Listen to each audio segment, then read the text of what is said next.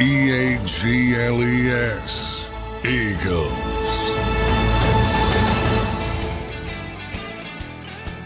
Welcome in, everybody, to a Wednesday edition of Birds 365 here following mandatory minicamp. The one day has come and it has went, and we're here live with you for the next 2 hours on Birds 365. Johnny Mac, how you doing on this Wednesday morning post-mandatory minicamp? Doing well. Last chance to look at the Eagles this spring. Now we got to wait till July, probably 22nd, not official, but I do believe they'll be reporting a little bit early because of the first preseason game being a little bit earlier. So, yeah, we gotta wring out everything we can from this one practice. Yeah, no doubt about it. And we will do that here on the show for today and the next couple of days and the next couple of weeks, really, Johnny Mac on Birds 365. What was it like down there yesterday, Johnny Mac? Good to be down at the NovaCare Complex and see really everybody, John. A perfect attendance for the Philadelphia Eagles, which I think is a credit to the team, the way they handle their contracts. Obviously, nothing out of the ordinary for us. What did you see down there yesterday, John? Just your first reaction and your first takeaways on what it was like to be down there yesterday.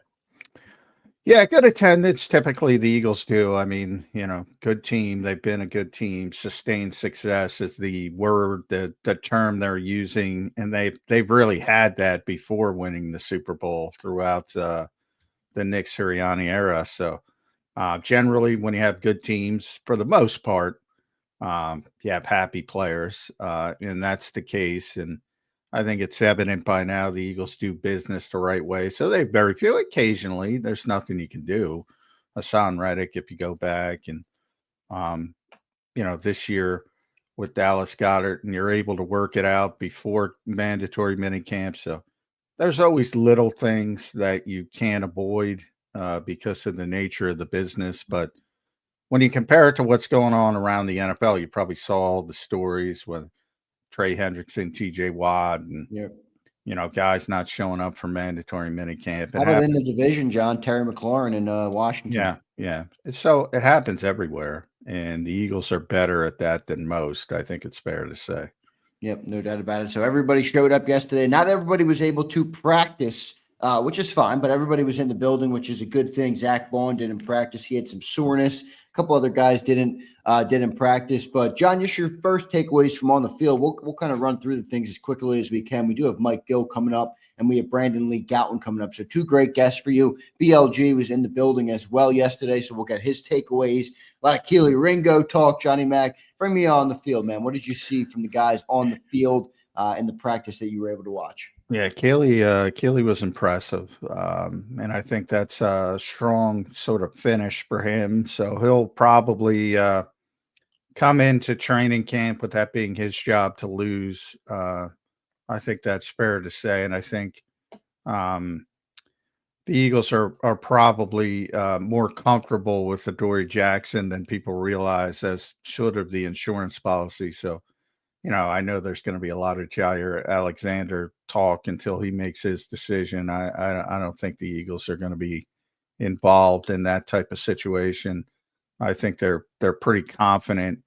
And if Kelee Ringo's able to finish this thing and play and live up to his potential, then you have a cost-effective guy as those big money contracts start to come in on defense, at least for a couple of years. So I think that's very important, and he played very well.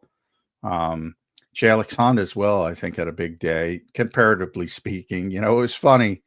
I always talk about you can't really gauge offensive lineman, defensive lineman. I'm not changing off that philosophy. Nick Sirianni said that before practice, so you don't have to listen to me. Listen to him.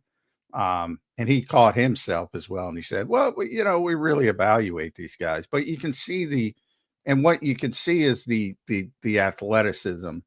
Now, again, the world changes when Jordan Mailata, in this case specifically, and Lane Johnson, I always talk about when the pads come on. Then it's difficult. It's much more difficult to deal with when you bring that physicality into it. But Jalyx has everything from a traits perspective, athleticism perspective, football IQ perspective, IQ in general, as an Ivy League guy. he's got everything but the technique and that kind of stuff. Didn't play at a high level in college football. Hasn't been taught well to this point. And you saw him take off late last season. So sometimes all these guys who have this tremendous sort of clay to work with, and the same thing happened ironically with Jordan Mailata on the other side. Sometimes you throw them into the deep end of the pool and they swim. And you're like, whoa, you expect them to sink, but they don't. Right. And maybe that's going on with Jalyx Hunt. So I think there's a lot of positivity with him as well. And I mentioned after practice, I read somebody wrote, John, they got some Brandon Graham vibes out of Jalyx Hunt with the way he was energetic throughout practice. Well, yeah, the energy is, I think, Nolan Smith's gig, but Nolan's not practicing, was not cleared from his torn triceps, but he's going to be the energy guy. But yeah, I mean, Jalyx, I don't like that comp because it's tough to match up with Brandon Graham from an energy perspective. And Jalyx is kind of, I don't know who said it, but Jalyx is kind of a shy. It was Jimmy Kemsky wrote he was the energy guy during practice. Yeah, he was the energy guy during practice. He's kind of shy. I just don't like the Brandon part of the comp because Brandon's the most outgoing guy in any room. And I think his sort of energy envelops the whole organization. But yeah, on the field, he had a big day. And, there was I think a lot of people noticed because there was some cursing back and forth, which Jordan is prone to do. So I think a lot of people noticed that. But yeah, I think Nolan Smith is the energy guy. He's the guy who's got to replace Brandon Graham, at least, more so. I don't think you can replace Brandon Graham, to be honest, but from that perspective. How about Terrace Marshall, John? I read a little bit about Terrace Marshall going over to the offensive side of the ball. I read a little bit that he had a good day yesterday. Danny Gray out there who had a good day. Nick Muse had a good day. A couple of interesting guys on offense had a good day. And then obviously I read a lot about Devontae Smith, looked awesome as well, which we expected. Nothing out of the ordinary there. What'd you see on the offensive side with those skill position guys? Yeah, Marshall had a big volume day. He's a good player. He's I think this group of backup receivers a lot better than typically, and I think it's about Dotson and Marshall and Danny Gray, who are better receivers. Now, sometimes you don't want better receivers. I've said sometimes you want blocking, and that's Johnny Wilson's job, and sometimes you want a kick returner, and that could be Aniyah Smith, especially with no Avery Williams still isn't practicing. So don't know what's going on with him. So maybe they need other roles and it shifts. But if you just want receiving and AJ and Devontae are unable to play for whatever circumstance, this is the best group they've had in a while. But again, more things come into it, special teams as well. And I don't think Terrace plays special teams at all because he was a star in college and he was a second-round pick. Danny plays a little bit, and obviously Jahan is not a special teams player, but he's a starter. So I think they're better. But again, I think when you're building a roster, sometimes other things come into it, and people automatically say, well, you need a backup receiver. He's going to receive. That's his job. Well, no, he's got to do a bunch of different things. And that's why it's a little bit more difficult when you build the roster. All right, it's going to be interesting to see how that room shakes out. Obviously, AJ, Devontae, Jahan are all locks. And then after that, John, I think it's really opened up. You got Danny Gray, Terrace Marshall. Probably Johnny Wilson will be back because of what he did last year in the running game. Maybe they bring him back. Aniyah Smith is out there. So couple of guys fighting for a couple of spots there at that back end. It's wide open on that front. John, how about the safeties, man? Sidney Brown, Andrew McCuba split reps yesterday. How did they look on the field? Yeah, I didn't see a lot. McCuba was more noticeable because he was moving around. He had a nice little play, sort of snipping out Grant Calcaterra on a little play action, then really held it to probably about a two-yard gain or something.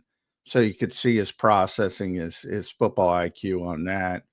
He played dime, which was the first time I noticed that. And that, harkens back to his day as a slot corner at Clemson before he transferred to Texas. So that was the first time you saw some of the cross training start. Mac McWilliams as well played some in the slot. That was the first time, at least when we were there. So you're seeing some of that start.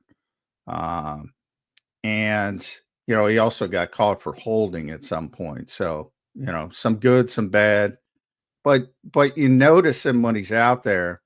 And I think he's a better fit for this defense than Sidney Brown. Now, Sidney, he slipped on the first play.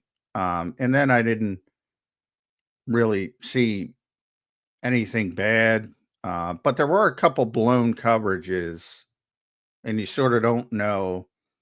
Like Devontae got singled up on Small Munden, which I guarantee you is not the plan. And it was it went about as you might expect.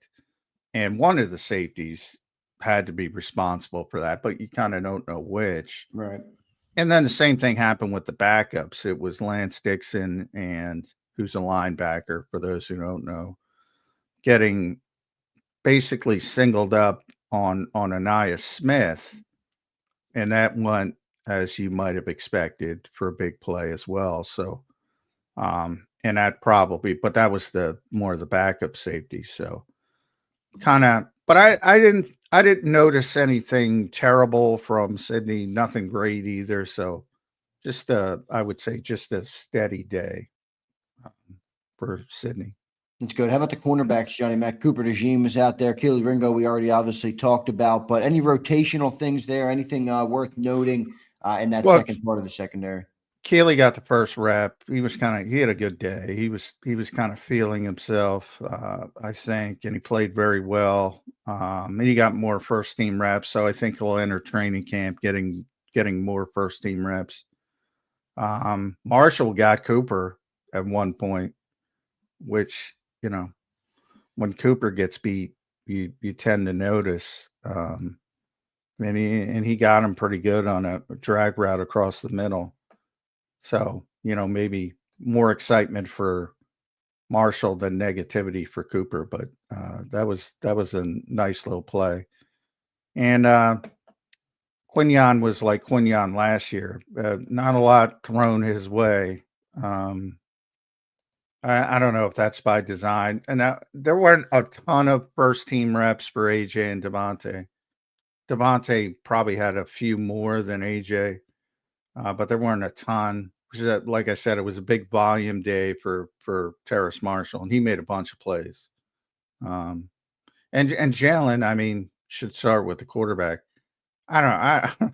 I bet you if the football hit the ground 10 times in 3 practices, I'm overshooting. I'm going under.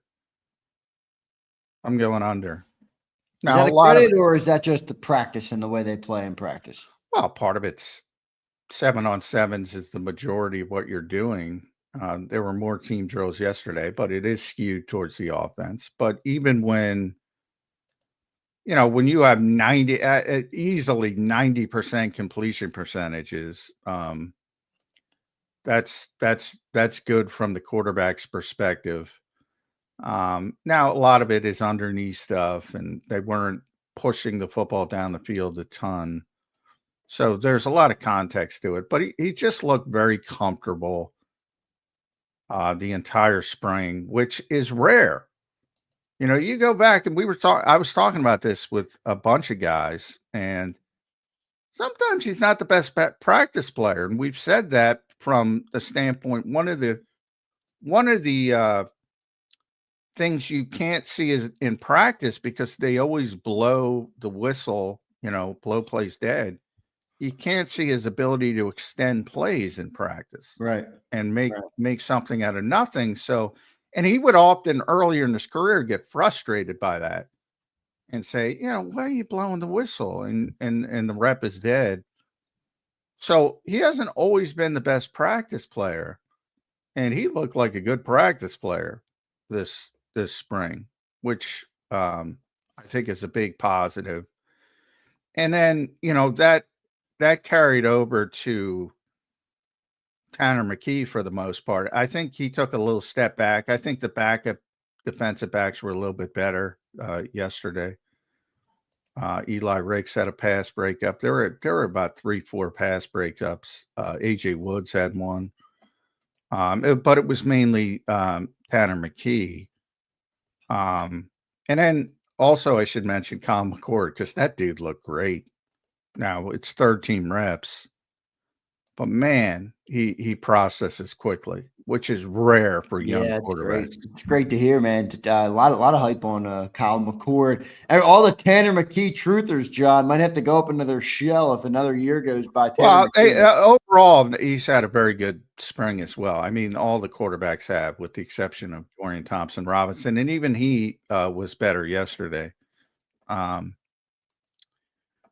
So Tanner had a very strong spring as well. So I'm not disparaging him, and he's doing it against a higher level of player than Kyle McCord. But I can't believe that kid was a 6th-round pick, because when I and part of it is my own personal bias. When I'm evaluating quarterbacks, if I get a young guy who can process, I can work with that guy. It's so rare, and tremendously accurate as well. So those are two of the top things you look for in a quarterback.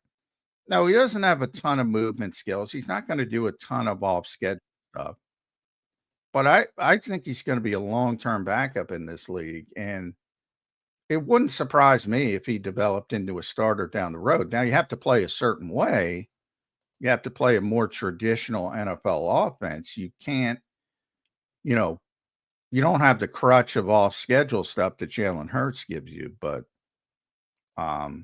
when you can process like that, there are veterans who've been in this league 5 years that can't process like him. And he stands in the pocket and delivers the ball too, man. It's one thing to process it. He'll pull the trigger and stand in there. Yeah, he's very accurate too. Yeah, very accurate, and he gets the ball downfield. So good, exciting stuff there for Kyle McCord. John, any other on-field takeaways? I know there was some movement on the offensive line. We don't see much from them because of the nature of the practice, but Brett Toth in there again at center, and I don't think that's a natural fit for. They had a couple bad snaps. Brett had a couple bad snaps. That's followed him. It's interesting because he played left tackle at Army, and he can play all 5 positions. For some reason, he seems to get his opportunities at center. Now, Cam Jurgens is out. For those who don't know, still rehabbing from the back surgery, and they default to the veteran guy over Drew Kendall. I think if Cam's not ready by the start of training camp, and he seems good, he's out there and he's he was sweating up a storm, so he was doing a lot on his own yesterday. It was a very humid day, so he's getting close. I think he's going to be fine by the start of training camp. But if he isn't, you almost got to give Drew Kendall the reps, just because you don't want to waste reps with bad snaps. They went through this when Marcus Mariota was here, and the poor guy was playing shortstop because they couldn't snap the ball. And the reps were kind of ruined, and they had to bring in Josh Andrews just to be a sort of practice center. Now they got Drew Kendall, so they'll probably just shift to him. But yeah, a couple bad snaps. John, any other on the field takeaways before we get to Mike Gill? And then I also want to get your takeaways just from any of the players and the coaches that spoke, if anything stood out there. Not much, obviously. I mean, they don't say too much, but anything else on the field, John, that we missed to hit in the opening recap here? No, I think we hit most of it. As far as the players, I mean, Saquon kind of tempered the retirement talk so everybody could stop worrying about that. And I mentioned it yesterday when we did the show after practice that I thought it was interesting that Lane Johnson was asked about the edge defenders, and he brought up Josh Uche first. I thought that was interesting. So, while all this big name talk, and Mike and I talk about this all the time, and we can bring him on, now you're hearing because Trey Hendrickson doesn't show up and TJ Watt doesn't show up, and now Jair Alexander. So everybody's like, oh yeah, now they're not getting those guys. No doubt. Good stuff. Let's go to Mike Gill now. He's gonna join us here. Mike Gill Show at Mike Gill Show. You can follow him on all platforms and go over and subscribe to his YouTube channel as well at Mike Gill Show. He's the host of the Sports Bash on 97.3 ESPN down the shore and doing 97.5 The Fanatic on the weekends. Mike, how you doing on this Wednesday, brother? Good to see you. What's up, everybody? Yes, I guess yesterday was the final day of football for at least a month or so. Yeah, if you can call it football, close to football, resembling football. But yeah, and some interesting takeaways. But we'll start with the hashtag no movement. Where's your listenership on Jair Alexander and TJ Watt and Trey Hendrickson? Everybody want everybody? Jair Alexander definitely was up on Monday, which that one wouldn't be as strong as a hashtag no if you could get like a 1-year prove it deal type of deal. Like, listen, hey, you've been hurt the last 2 years. You haven't been able to be on the field. You want to come to a winner? We have a spot that we're interested in you, but I don't know that he would do that deal. I think somebody probably would probably pay him, give him extra years to come to that spot. Although, could the Eagles say, we'll give you 1 year, I don't know, $12 million? Would that be something they would be interested in? The other two guys, I think, are just too much. You'd have to give up too much to get Watt, Hendrickson, which you'd have to give up to get them and then pay them. I think you're out of the realm for those two guys, but I would think Alexander, you can at least make an offer and see if he's interested. I don't think he's as far-fetched. Well, he's not as far-fetched from that as you explained it. You don't have to give up anything for him. So that, and obviously there's a big difference. You know, TJ wants $40 million. Trey wants close to $40 million. Right. So there's also, the money aspect, just the sheer enormity of the money. But you mentioned that number, so we'll use that number, 1 year, $12 million. Like, if you wanted to pay a corner $12 million for 1 year, why not bring Darius Slay back? Well, I mean, Alexander is a couple of years younger, than Slay is. So yeah, you could say, why not just bring Slay back? He's 28 years old, Alexander. Maybe you sign him for 1 year. He has a really good year. You like him or whatever, and then he's here for the way that now his problem has been the injuries, where Slay had an injury here, injury there. He wasn't perpetually injured. Jair Alexander has played he's missed 14 games the last 2 seasons. And a couple of years ago, he missed most of the year too. So yeah, he hasn't been in this, but he is a younger guy that you can at least say, hey, 1 year prove it deal. And then maybe we can work something out to keep you here. What's Slay, 30? Well, he is 34, 33, 34, somewhere in that range. But, he's here. He's a team captain. He played at a high level. He's more, you're alwa's concerned when you get to that age that the drop-off is going to begin. But to your point of, and Slay's a great player. Alexander's a great player. I'm not. Very good player. He's a better, when he's healthy, which has been rare, he's a better corner than even Darius Slay. However, what I said on my show Monday, yes, you could make an argument that you would be making an upgrade if he's on the field and he's a younger player. This will piss Eagles, but I've said it. He'd be the best Eagles cornerback in the building the minute he steps in. The Eagles have some good cornerbacks. That's how good he is when he's out there. But to your point about maybe things work out, it's more than 1 year. That I don't agree with, because if things work out and he's healthy and he's playing at a high level, he's back in the 20 million range, and I might be lowballing it. So to me, it's a 1 year thing either way. And I would agree with that. I think it's far-fetched to think. That if you brought him in for 1 year, that then you could extend him for a deal based on, you came here on a 1-year prove it deal. You came here, proved it. We don't want to pay you. Somebody else is going to have to do it. Yeah. So, yeah, from that. And then the fit. This is a pure cover corner. And Vic Fangio went through this in Miami with Jalen Ramsey and even Xavier Howard, guys who are pure cover corners. And he's asking them to play all this zone, and they don't necessarily like that. So I think there's a bunch of conflicting things with.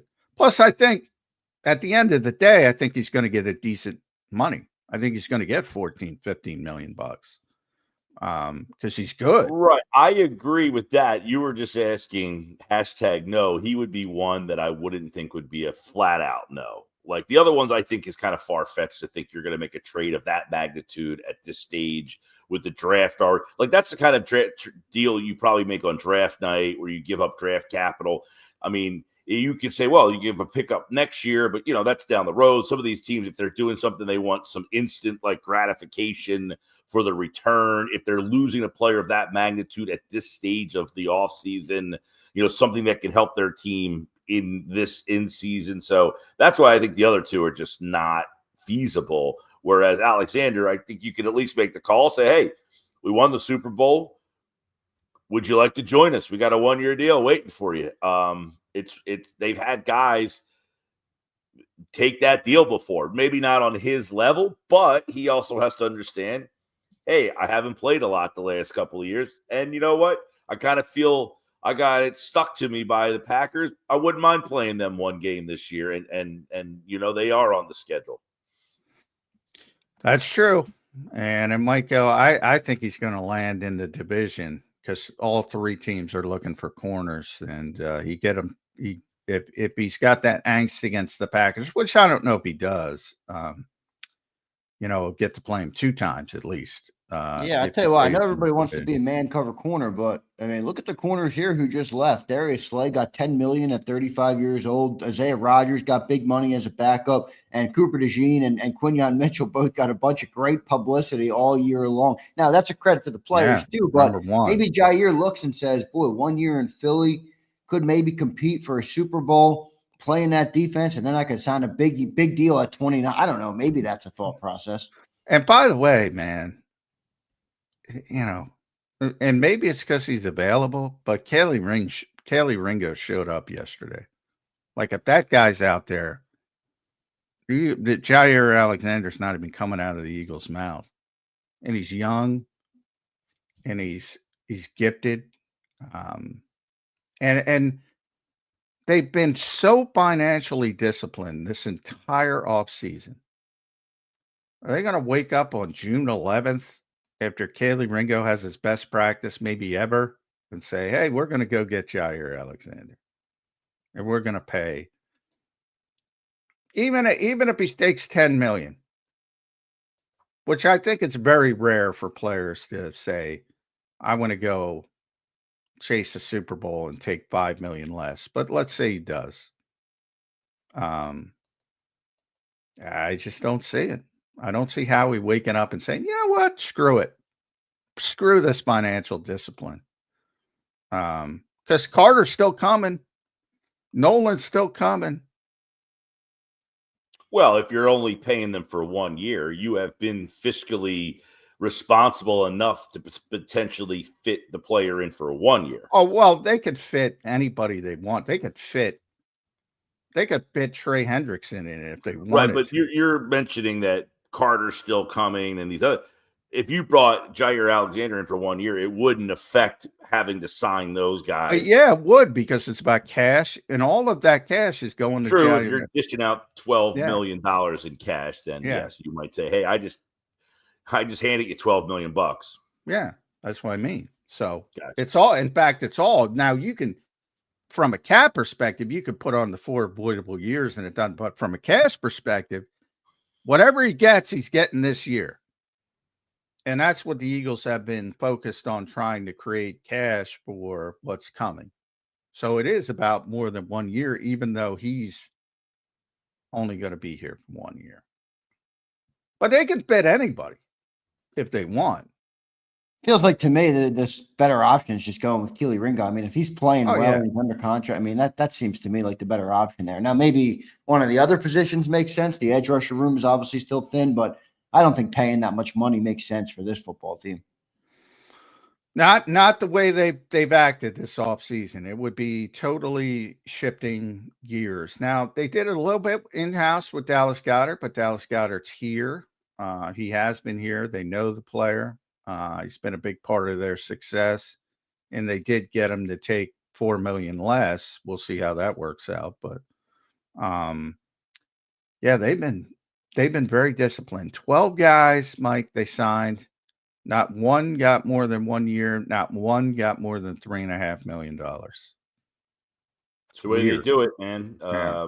You know, it's very reminiscent to their first Super Bowl where they brought in a bunch of guys, Chris Long and LeGarrette Blount and Patrick Robinson, and they all got 1 year prove-it deals, but not nearly as much money as we're talking about for but a lot of the other guys they brought in this year, Uche, Ojulari, Adoree Jackson, those guys all fit the mold of the 2017 offseason.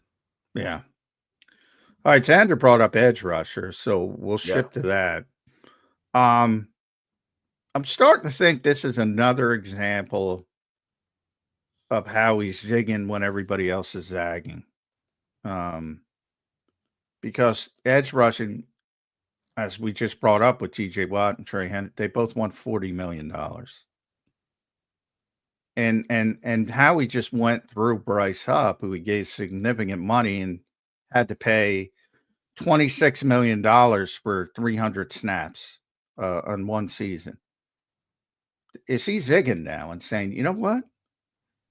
I can get similar production out of my young players, mainly Nolan Smith, Jalyx Hunt, and then I can supplement them with Azeez Ojulari and Josh Uche for a total of $5.5 million. Is he and then build up everything around him? Well, he's trying is he zigging when everybody else is zagging again? He's trying to. I mean, he's trying to see if these young guys have it in them to take over. I mean, I think Nolan Smith, there's a lot of excitement. They drafted him in the first round. His first year, he did absolutely nothing. Last year, he kind of really came on in the playoffs. He was very good the second half of the year. He got off to a slow start. Does he have that next level jump in him to go to another level? I think there's a lot of people, I say, what do you have? 8 sacks last year. What is his ceiling? Is he a 14 sack guy? Is he one of these guys that's, an elite pass rushing guy that you're going to be having to pay big money to? You zag back the other way and pay him the big money. And then Jalyx Hunt is just a complete wild card. I mean, you draft a guy in the 3rd round out of Houston Baptist. He was running around playing safety at Cornell 3 years ago. I mean, so it is a total wild card. But all accounts, last year playoffs stepped up. When Brandon Graham got hurt, there was a lot of concern about setting the edge and what are you going to do? And this kid came in there and, man, who's 58? Where did this guy come from? And the next thing you know, you're entering this season with him as potentially your top pass rushing option, him and Smith anyway. So they are zigging one way with a lot of hope that these guys will be able to take the momentum of their playoff run, and for Smith a little bit longer than that, and then parlay that into a 17-game season, and then sprinkle in a couple of veterans behind them. But yeah, they're taking a big chance here that I think a lot of people are excited to see if it works. And there's no, I'm not sitting here saying, what are you doing? How do you think these two guys are going to do it? Yeah, they showed in flashes that they can both be pretty good, but over 17 games, we'll see if they can hold up. Yeah, I think that they're looking for something different too. And to John's point, like last year, guys, they had the number 1 overall defense, and their leading sack artist was Josh Sweat with 8.5 sacks. I mean, you're talking about Trey Hendrickson, a 17 sack guy, TJ Watt, a guy who gets close to 20 sacks. I mean, I don't think they're looking for that type of edge rusher anymore, to John's point. I think they want every down guys who can set the edge, can play the run, and can rush after the passer and do it all at a competent level. And then your defense built around it can kind of fill in the cracks and be really good overall. So I think they're looking for a different type of edge rusher. That's why Hendrickson, it's like 17 sacks. They had the best defense in football last year, and their top guy at 8.5. Do we really need 17 sacks, or do we need a guy who can set the edge and play 3 downs? Well, and, they had that guy in Hassan Reddick, right? They had him sacking the quarterback at an alarming rate and then decided we don't want to pay you to do that. That's not what we're looking for here. I mean, when you look back at the Eagles through their runs, you had a lot of good sack artists, but never like a 15, 16, 17 kind of sack guy. There's Jason Babbitt was garbage. That? Jason Babbitt. Oh, yeah. He was a sack chaser. Yeah. But, generally, the 1 year with Reddick where he had a monster year and they got to the Super Bowl, and then, he obviously comes back the next year. He wanted a contract based on the fact that he got 18.5 sacks, and they didn't want to pay him, and he didn't have as good a year. And then they let him walk out the door. The point might be, do they want to pay that position, or do they feel confident enough in themselves to just keep finding guys at that position? Because they do like to draft at that spot.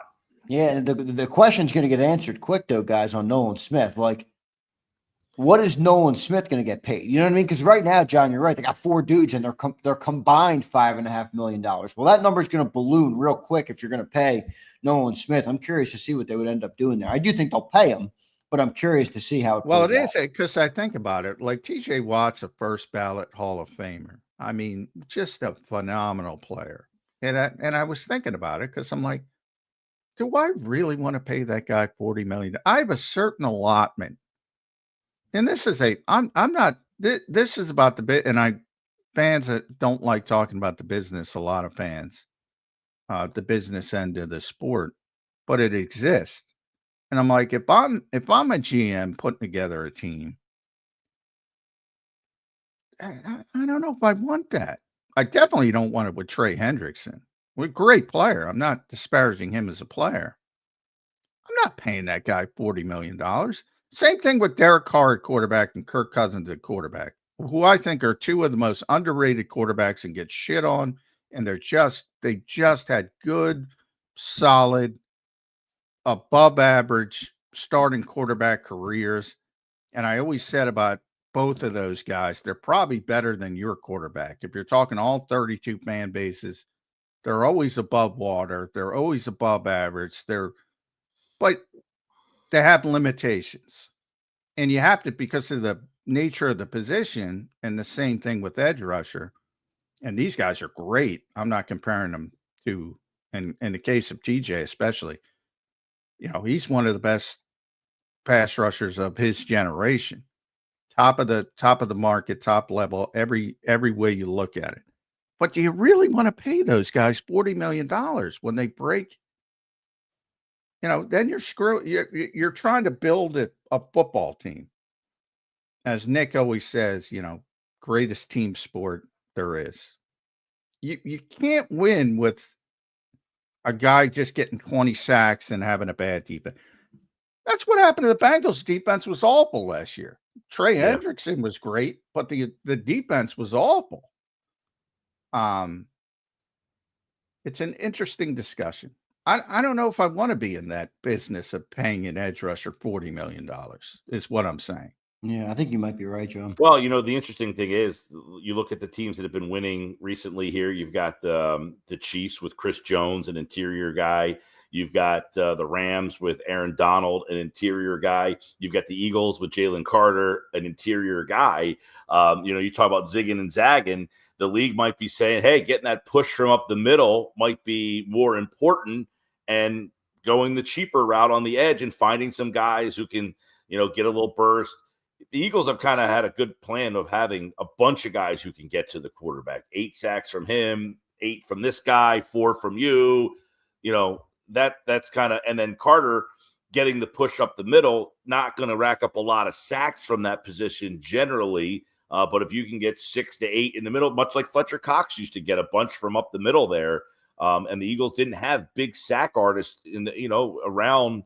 Brandon Graham was never a big sack guy. You used to, belabor the point of, everybody looks at the sack numbers, but how many hurries is he getting? How much is he rushing the quarterback to make mistakes? And that a lot came from, Fletcher Cox is getting double teamed in the middle. Brandon Graham might not sack you, but he's getting pressure from the outside. And that's kind of been the Eagles' way that they have kind of designed their defense. They've had a bunch, Sweat's been around for a while. He's never been a big sack number guy.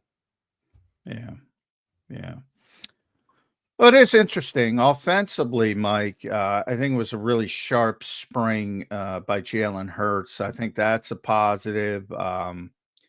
There's been a wave of, and Nick was asked about this yesterday, and we've talked to him behind the scenes, which will be coming out in the weeks ahead. But, this thought process that everyone assumes that the constant churn at offensive coordinator, play caller is a bad thing. And can it be a good thing? Because you're learning from different people. You're learning from different minds. They're all good coaches. Can it be a good thing? And Jalen was asked that as well. It depends on how the individual person takes the information in. Is he blocking the information because he valued the information that he got from somebody else, and then is basically saying, well, you're not as good as that guy? I don't think that's the case here, because Nick, the one thing I thought Nick said yesterday in regards to Patullo, which was, last year, Kellen Moore, during this particular phase, he had to meet everybody. He was just getting to know everybody, and that kind of like overtook the practice session of, hey, I'm Kellen Moore. Here's what I'd like to do. Yada. Where Kevin Patullo's been here for 5 years. They just walked out on the field like a normal day, and they just had him taking things over. Now, so it's not like you have some different guy from the outside coming in and saying, hey, I got a whole new philosophy for you, Jalen. Wait till you hear what I'm going to throw your way here. And him being like, really, dude? Like, we just won the Super Bowl? Like, no, this guy's been here, and you're not expecting some kind of crazy new presentation to try to win Jalen over, I would think. Yeah. I thought it was interesting because I think people automatically assume change is bad. And because you do have to evolve. And sometimes, and that was Jeffrey Lurie's whole position after the collapse was, well, we need outside voices because we have to evolve. Now, ultimately, I don't know how much they evolved. It looked just like the offensive was. I think everybody defaults to, if you're a good coach, and I think the Eagles generally have good coaches and have hired good coaches, you default to what your players do best. So the end result ends up with what Jalen Hurts does best. That's where it always ends up. So it looks very familiar. So, but you add little tweaks here and there. And I don't think we all have an idea of what kind of role and voice did Patullo have on this team during his tenure. He's been here for the whole time. He's been here with Sirianni since the beginning. Well, he's second in command, really, that entire time. For people that don't know, I always go back to he's been Nick's right-hand man. So, you go back to the first year when Nick got COVID, a lot of people forget Kevin was going to coach that game to the point that he was the one doing the in-week press conferences. He was going to be the head coach if Nick was unable to get back from the testing, which he did. So it never came to fruition. And then he's been the associate head coach and pass game coordinator. So he's been working with Jalen weekly for that entire span that you're talking about, Mike. So I think that's part of the comfort. They've been around each other for a long time. I think I think if anybody's concerned about that, I don't think if they don't go in there, we all know their expectations. Their expectations are ridiculous, which is win the Super Bowl or it's a failure. So it's hard to win the Super Bowl. They might not win the Super Bowl. Think about, I saw an article this morning. They lost 5 starters on defense. 5. Yeah. And Pro Football Focus, take them for what you will, still says that the Eagles Yeah. have the best roster in football. I mean, you lose 5. Take any team in this league and take 5 starters off. And they were good. And they were good starters. And right, every one of them left and got paid to leave. Not just, hey, the Eagles didn't want you back. They got paid historic money for some of these guys to walk out the door. And Pro Football Focus still says the Eagles have the best roster. Go handpick any team in the league and take 5 starters off one side of the ball. Yeah, I agree. And they're in the conversation. Now, there are other teams that you could argue. Detroit's still in that conversation. Baltimore's in the conversation, but very few. The Eagles are still in the conversation. Yeah, they have so many good players. It's ridiculous. It is ridiculous. So many good young players. Well, they had good young players, old players, middle range players. They had everything. I mean, you think about Darius Slay is over 30 and Brandon Graham is over 30. They have some of the best over 30 players last year. Guys in their prime, young players. That's why Howie gets the props he deserves. Mike and I spiked the football because we were early on that, but I digress. We deserve to spike the football. And now you're at the point where I go the opposite direction with Howie because everybody acts like he never makes mistakes. So now I gotta reel him back in, Mike, as evidenced by Bryce Hall. That was part of the conversation, when people hated the guy, they hated him for missing a couple of draft picks, key draft picks, by the way. I'm not downplaying where they were in the draft when you drafted Ringo, Rager. That was a major Andre miss. Dillard was a mistake. Dillard was a miss. J.J. Arcega-Whiteside was a guy who was a second-round pick, never panned out. And there doesn't help when there was other players in that radius that you could have had at the same position. It makes it look worse. But my point at that time was, look, you're going to go 50-50 in the draft. The best of the best miss on draft choices. But what else are you doing? The creative things that he was always – this goes back a while ago. He was always able to manipulate the cap, find, trades with teams where you're like, what the heck was that team thinking? Like, that was always going on. The draft misses were happening, but you anticipate they're going to happen. Now, on the flip side here, they've hit on every draft pick, which is outrageous, the hit rate they've been on in terms of finding talent in the draft. But yeah, I mean, if you are grading someone solely on just the draft, well, then, yeah, you should have said he was not doing a great job at that time. But there were other things that they were doing, that you're like, man, even if you brought in somebody else and they drafted better, some of the things that he's able to do, no one else is coming up with, this little trade here and that little trade there and this little move there and that little salary extension there and, another rework over there. Like, there's just so much that goes into that position that I don't know that a lot of other GMs in the league, or what we see that they're not are capable of. So, in other words, long story short, you're going to take some misses in the draft because that happens to the best. I don't even like the hit rate in the first round of the draft is. It's basically 55. There's, it's interesting, and people should Google this. Eric DeCosta is one of the best GMs in football in Baltimore. There's a clip of him talking about this loser's curse theory regarding the NFL draft, which is, basically there's no guarantee. And the whole philosophy is the more swings you get at bat. So if you have 10 picks, like the Eagles said, there's a better chance that you're going to hit. Everybody's about 50-50. So there was a huge Ivy League study about this, and it turns out that that's what they found. Everybody's about 50-50. So to have the kind of hubris to believe that you're better than other people is going to hurt you in the long run. as opposed to getting as many draft picks as possible. And you saw it with Andre Dillard. It's a perfect example. Well, you missed, but then you got Jordan Mailata in the 7th round, which is, there's a lot of luck involved. But Yeah, that's why I ultimately, think that he didn't get as much heat on the Dillard. The Dillard pick never felt like, hey, you're an idiot. You took the wrong guy, But Rigger and JJ Whiteside, I think those were the two that really stood out. well, Because and same then position back-to-back years, and you were really struggling at that position. And, those two players had other players in the vicinity that you chose over a Justin Jefferson.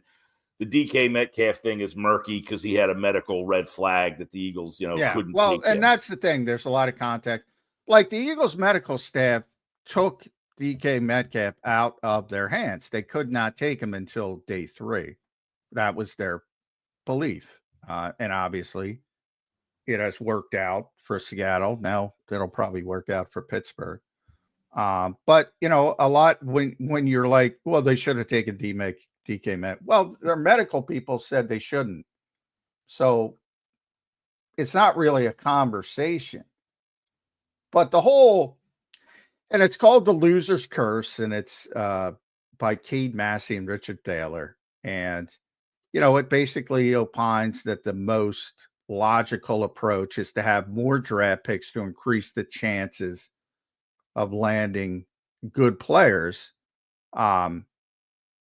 versus, the draft is more about that than having, strategic brilliance. And I think people who think, oh, I know better than this guy, that kind of hubris is going to bite you in the ass long term because as you point out all the names, like you can have a run and the Eagles are in the middle of a run.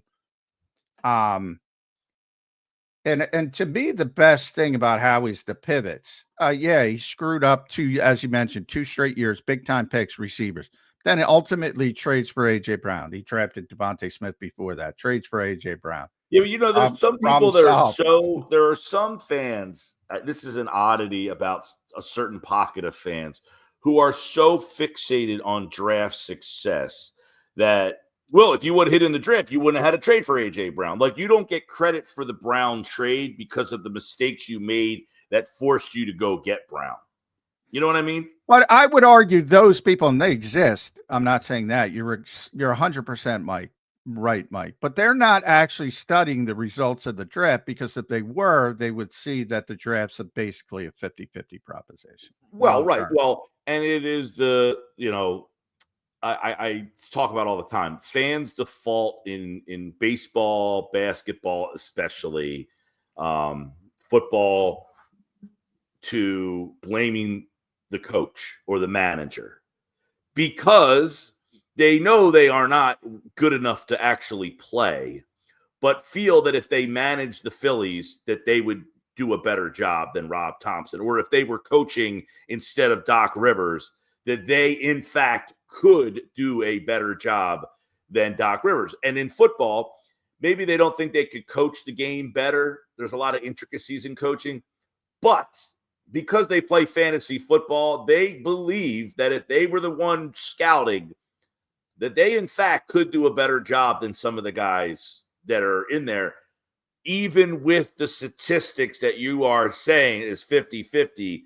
There is that hubris of, I could do that job better than that guy. I think that highly exists, why people default to blaming the manager and the coach so often in baseball and basketball, and then GMs in football a lot. Well, I agree that exists. It amazes me with football, because football is really complicated. And don't get me wrong, because I don't think anyone could do it at a high level in baseball or basketball either. But football's really complicated. Like Zander asked me a couple weeks ago, do I think I could put together an offense? I don't know how you described it, Zander. Call plays, whatever. I could call plays, and not embarrass myself, as long as you give me the big Cheesecake Factory menu. I can't build that Cheesecake Factory menu. I Right. can't teach that cheese to let the players. No fucking way. Not even remote. Not even to the point of not embarrassing myself on the first day. Football's Yeah, complicated. there's certainly I certainly wouldn't be able to design the plays, tell the guy, like figure out who blocks where and Yeah, why. exactly. That's the hard part. That's what I constantly try to preach. It ain't the play calling. That work is doing the work to get that sheet. And then you got, all right, it's third and short, fourth and short. It's all there. Start mid-range. Well, it's the all element there. of playing John Madden football where the plays are already mapped out and made Yeah. for you. You just have to select the one that you want. Yeah. You know, The hard work is building that. And then I'm not saying some people have a better feel. I think Shane Steichen had a great feel for play calling. So to pick out the right play in the right situation, I do believe that's a skill, but it's far less than building it, than building the offense, than putting that offense together. And that's the boring part of the job that nobody understands is the much more difficult part of the job. I'll tell you what is wild. I mean, obviously they listen to a lot of their scouts, I would imagine, and you have to just trust, I guess, what these guys are saying and telling you. And when you draft a guy in the third and fourth and fifth and sixth and seventh round, you're thinking to yourself, how did you even have time to see this guy or know anything about him? I mean, you're taking a look at film and tape and this and that and everything on like 500 players. And you're like, as Howie Roseman doesn't have time in his day to look at a guy who probably will make no impact on his, or very minimal impact on his roster. He's just totally going off of what somebody told him. Hey, this guy, I got a guy at Purdue. He's a linebacker. He can run. Nobody knows about him, but I saw him play 4 times. And, like that is the whole process of getting prepared for the draft is made for failure. Seriously. Yeah. Well, they cannot watch a kid play from Indiana, Purdue, Michigan, Illinois. Well, the Eagles have a deeper scouting staff than most, so Jeffrey deserves a lot of credit for that. They have a much deeper bench than most teams. Number one, they don't really you'll see Dane Brugler's the beast, and you'll have 500. They're much more boiling it down. You might end up, one year Bill Belichick is the lowest number I've ever heard. His draft board was 70 people. That's it. It's usually somewhere 150 to 200, I would say, on the upside. But one year he had it boiled. He didn't have a lot of picks that year, and he boiled it down to 70 players. That's it. So I think a lot of people see that big Dane Brugler beast thing and they're, oh, what are we going to do here? They've already boiled it down far more specific for what they want and what they're looking for. But it's still a crapshoot. Yeah. I mean, and they have more information than all because they have the health information. They get to talk to the players. So they get to see the personality part of it, which is something that, draft people don't get to see. And that's probably the most important part. But yeah, you definitely have to rely on your scouts who are working they're on, the guys people don't even know, like Lee DiValerio is the Southeast scout now. And in the past, it's been Alan Wolking. It's been Phil Baya, who goes down there a lot. These are names that are rarely mentioned, but they're at Georgia. They're boots on the ground. Learning about the players and the program and things like that. And you definitely, Howie can't do it. I mean, every once in a while, you remember that famous picture of him at Kenny Pickett's game with the binoculars. It was local, pretty much it's easy to get to Pittsburgh. obviously you can't go around the country. So you got to rely on your scouts.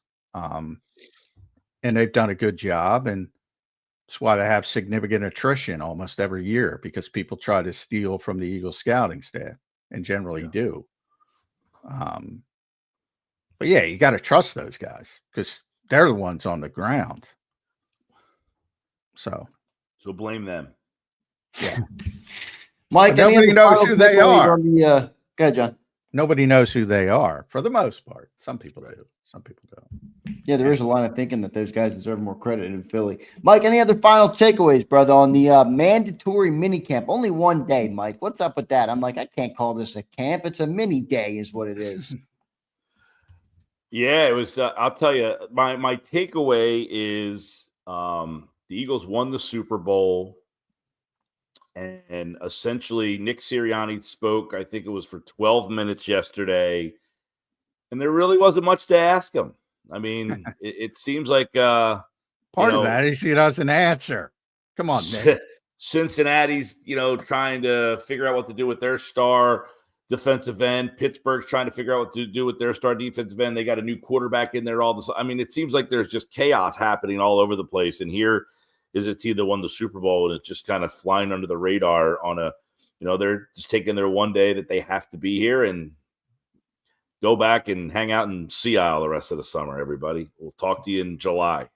Sounds like they were just like, we'll do it. We'll all get the band back together. We'll have some fun and go back to live in the summertime. Yeah. No, it's been pretty, that's the big thing is, Vic last week, I guess the one thing was Vic said that Campbell would be mid-August, and then yesterday Sirianni didn't want to really give a timetable on that one. But other than those type of things, not a lot of drama at the Eagle camp. No C.J. Gardner-Johnson here to ask him, hey, what's going on with all that? I mean, he's doing all his stuff from another place so they can deal with all that stuff. And Nico. Deshaun Jackson was there yesterday, and he and the Delaware State coaching staff. That was exciting. They're going to play Norfolk State at Lincoln Financial Field. Who draws better, Norfolk State versus Delaware State or Temple? Boy, I think Deshaun and Mike Vick will draw a little bit better. Yeah, Temple definitely. I think so.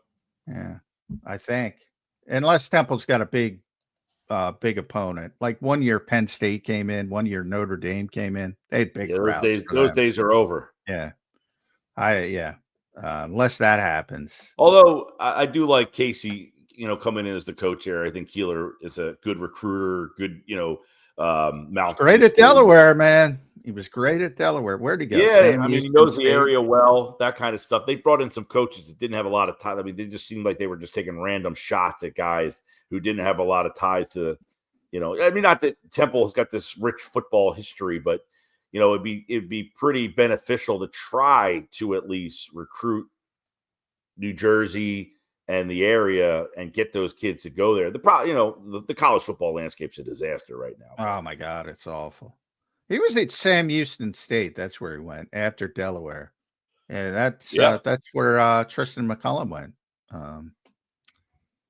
So I don't know, guys. It's gonna be a long slog to training camp here. A lot of quiet Eagles, not a lot of drama right now.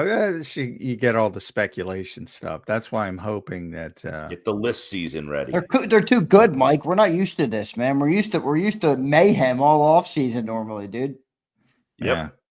Well, you'll still get the list season, my favorite season. You're right about that. Chris Sims came out with his disrespect list. I'm gonna have to put John through hell for the next month on lists and bullshit and speculation and projection.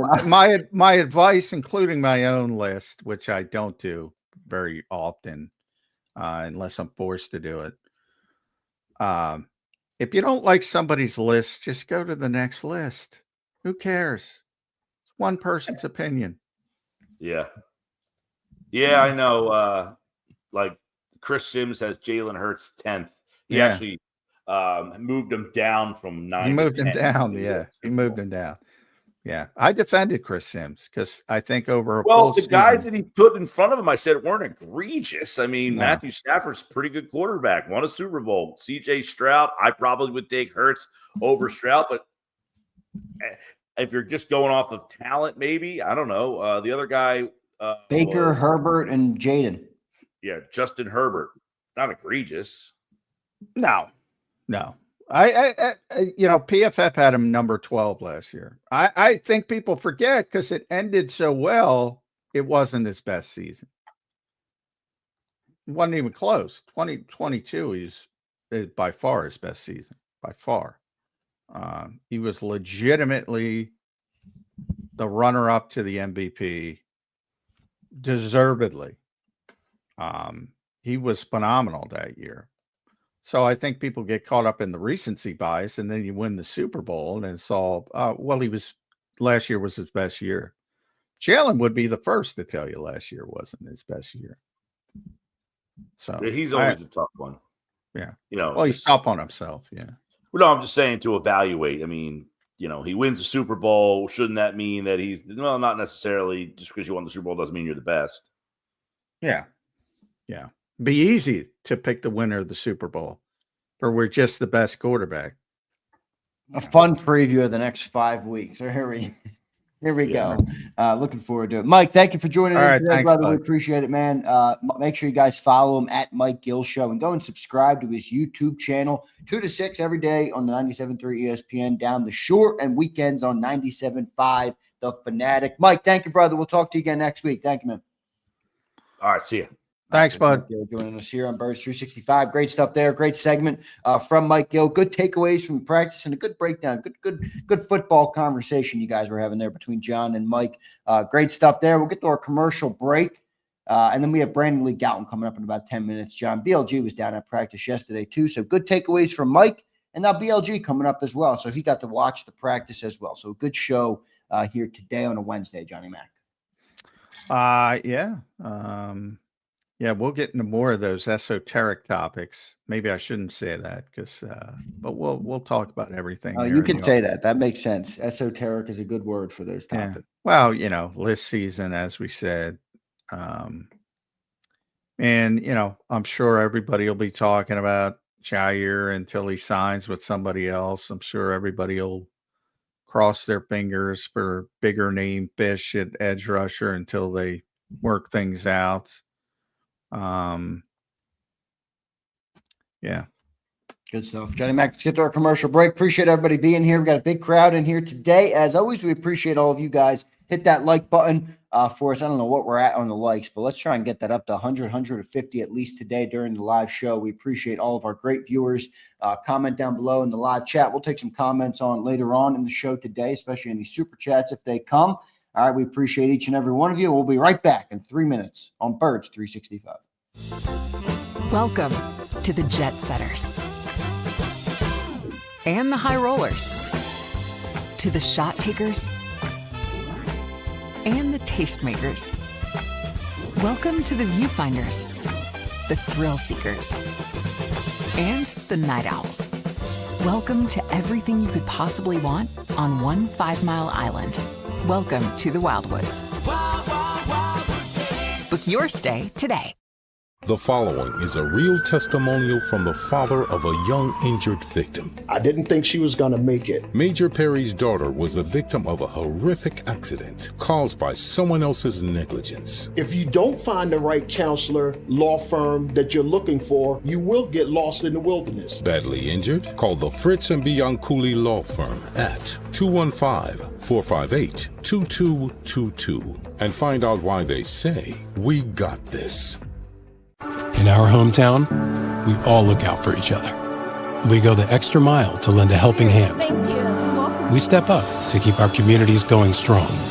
And at Independence Blue Cross, we're here to keep you going strong. We've been deeply rooted in our communities for more than 85 years. And that connection to members has earned us our spot as the #1 health insurer in the region. So while you look out for your neighbors, know IBX is always looking out for you. Your financial future is on the line. Are you ready for what's next? At Leone & Company Wealth Management, we help young professionals, business owners, and pre-retirees navigate the complexities of building and protecting wealth. For young professionals, we'll help you grow your wealth, plan for your future, and make the most of your hard-earned dollars. For business owners, we provide strategies to protect your company, manage risks, and create a lasting legacy for both your business and personal wealth. For pre-retirees, we'll design a plan to secure your retirement, ensuring you can live comfortably and confidently in your next chapter. Whether you're just starting out, managing a thriving business, or preparing for retirement, we're here to help you take control of your financial future. The first consultation is on us. Get the advice you need without the cost. Let's make your financial vision a reality. Take the next step. Scan the QR code to schedule your free consultation today. And of course, go Birds.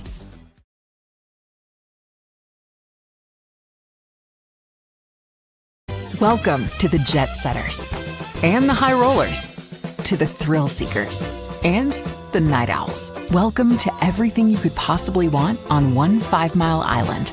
Welcome to the Wildwoods. Book your stay today. EAGLES, Eagles.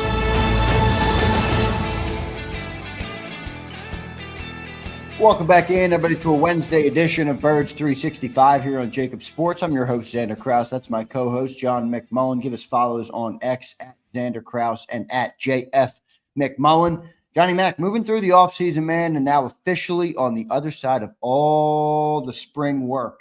5 weeks out, probably 5-6 weeks out, somewhere in that range from training camp. And then once training camp comes, man, we're full steam ahead, and we'll go right through the entire NFL season for everybody. How you feeling after spring work here, Johnny Mac? Necessary part of the evil. But yeah, it really picks up in training camp. And I think that's when it becomes a bigger deal. I always consider the spring and sort of an onboarding process for the young players, the new players, more than anything else. If you start a new job, you have to have orientation. That's kind of how I look at it. And ultimately, when they go to 18 games, I think there's a good chance that things like on-field OTAs and one-day mandatory mini camps will probably evaporate, and camp will start a little bit earlier. I think that's the way it's going to go, but we'll see. Yep, good stuff there. Johnny Mac, you just tweeted out, and somebody, one of our great viewers was reaching out to me about this. Ian East, I'm not sure if you're listening right now, but single game tickets, John, for the 2025 Eagles. Yeah, I just tweeted that. Yeah, we'll go on sale Thursday, June 12th at 10 a.m. That's tomorrow at 10 a.m. Who's counting on that? So a lot of people were looking for those. There you go. There's our single game tickets will be available for purchase. Get there early. Yeah. The Eagles are recommending get there early. I didn't know they did a 4-ticket limit. Yeah. Well, they want to limit scalpers, obviously, from getting all, obviously getting all the tickets and then inflating the price. So even though they seem to be able to do it, I don't know how they do it. I'm not a scalping expert, but get there early if you want them. There you go. There's the tickets come on sale. Johnny Mac, your some other takeaways from you we'll get before we get to BLG, who's coming up here in a couple of minutes here on Birds 365. But mandatory mini camp yesterday. It was good to see everybody. John, the one thing I wanted to talk to you about, and we mentioned it in the open, but it is good to have everybody there. And the Eagles have handled the offseason well with some question marks. You look over at Commanders, who are going to be really a potential contender in the NFC this year. No Terry McLaurin for them, John. They're a little bit of a contract dispute. He wants more money. I don't know if they're ready to pay him yet. What do you think of that situation unfolding in Washington? Yeah, I mean, that's more, what goes on here, I think is rare. It's typical that you have some issues with players, and the Eagles did again with Dallas Goedert, and even certain players that they made decisions on quickly, like Slay. It happens everywhere, not including Philadelphia. But in the case of Terry McLaurin, he's been a very good player for a very long time. He's about to cross the dreaded precipice of 30. I think it's September. So it becomes, hey, how much do we want to pay this guy?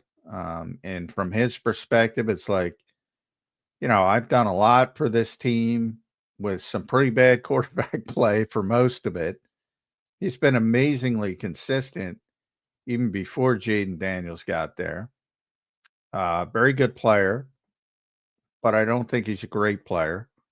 So it's kind of difficult. And this kind of stuff happens all over the league every year. The Eagles just make clear, definitive choices quicker than other places, and generally get things done a little bit quicker. Yeah, we'll see what ends up happening with that. I do think it's worth noting. Did I bring up that conversation, John, about Terry McLaurin versus Devontae? Did I bring that up to you or no? I don't know. know. No, me and Celia were debating Terry McLaurin or Devontae Smith. Who's a better player? I said I'd take Devontae Smith. He said I was crazy and he would take Terry McLaurin. What do you think on that? Well, I mean, Terry's had the wide receiver one role. Devontae hasn't. But, yeah, I think Devontae's a better player. Yeah, you know, it's tough to prove because he hasn't been in that role. But I think, you know, seeing Devontae every day, I think he's a really good player. But, you know, Terry McLaurin has been the guy. And he's never been the guy because AJ's here. So I get why people would put Terry ahead of Devontae. But I think if they were in the same situation and asked to do the same job, which you can't do, and that's the problem when you're evaluating players, I think he'd do a little bit better. Not, you know, Terry's very good, but I think he'd do a little bit better than Terry. Yeah, I think Devontae Smith is just so polished of a route runner. The way he catches the ball, toe taps on the side. I don't know. I'm taking Devontae Smith, but I do acknowledge I'm an Eagle fan. Maybe that's slanting me a little bit. Devontae wasn't number one though his rookie year, John. Remember they went to the playoffs that year with Jalen Rager and who else was the backup? Who else the wide receivers were? But if you want to look at, you know, that probably, and he's a rookie, which you're ill-suited. You should, you know, the rookies, it's very difficult unless you're at the Chase Jefferson level to make a splash, you know, significant splash that early in your career. But McLaurin's, you know, he's played 1, 2, 3, 4, 5, 6 years. He's been over 1,000 yards. The last 5 years, he had 919 as a rookie. Really good player. Really good player. But I don't know if I want to break the bank for him. Yeah, so, right. Especially at 30. Yeah. We'll see what happens there in Washington with Terry McLaurin. But the good news for the Eagles is everybody was there yesterday for mandatory minicamp, including our boy Brandon Lee Gouton from Bleeding Green Nation. He's joining us right now here on Birds 365 BLG. You can follow him on X and all the platforms at Brandon Gouton and read all his work at bleedinggreennation.com. BLJ, how you doing, brother? Post-mandatory day camp, I'm calling it. Yeah, funny to have just one day and a little, you know, short of a spring schedule for us in terms of being there out on the practice fields for just 3 days. But at least we got to see something, and now it's over. Yeah, I mean, I thought it was a very good spring, at least, as you mentioned, very short, small sample size for us. But I think it was a very sharp spring for Jalen Hurts. But yesterday, and I think that he finished it up, it wasn't a lot of ball barely hit the ground when Jalen was out there, which I think is a little bit different. You and I were talking about that at one point where I think it was, you know, he's not the greatest practice player, hasn't been. And he looked like a good practice player this spring. But the defensive guys, Kelee, Ringo, Jalyx, Hunt, some of the young guys really stood out to me yesterday. And, you know, maybe I'm getting a little bit more positive on those two particular players. Where were you on those guys?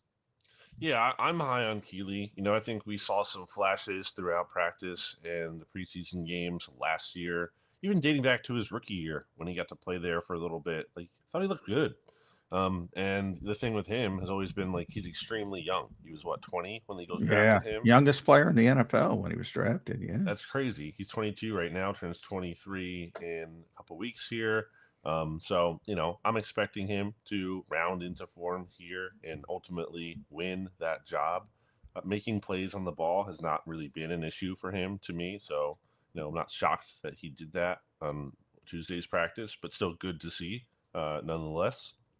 And with Jalyx Hunt, I think the cool thing about him standing out in yesterday's practice is like, didn't even mean to be watching him at times, and he just kept showing up and kept showing up, and that's typically, I think, a pretty good sign, especially for a pass rusher. He just kind of, even dating back to last year, later in the season, I just remember there being plays where maybe it wasn't even him, getting a sack, but making a tackle downfield where he's just around the ball constantly, like he shows up, and I think that's a really good sign and portends well for him.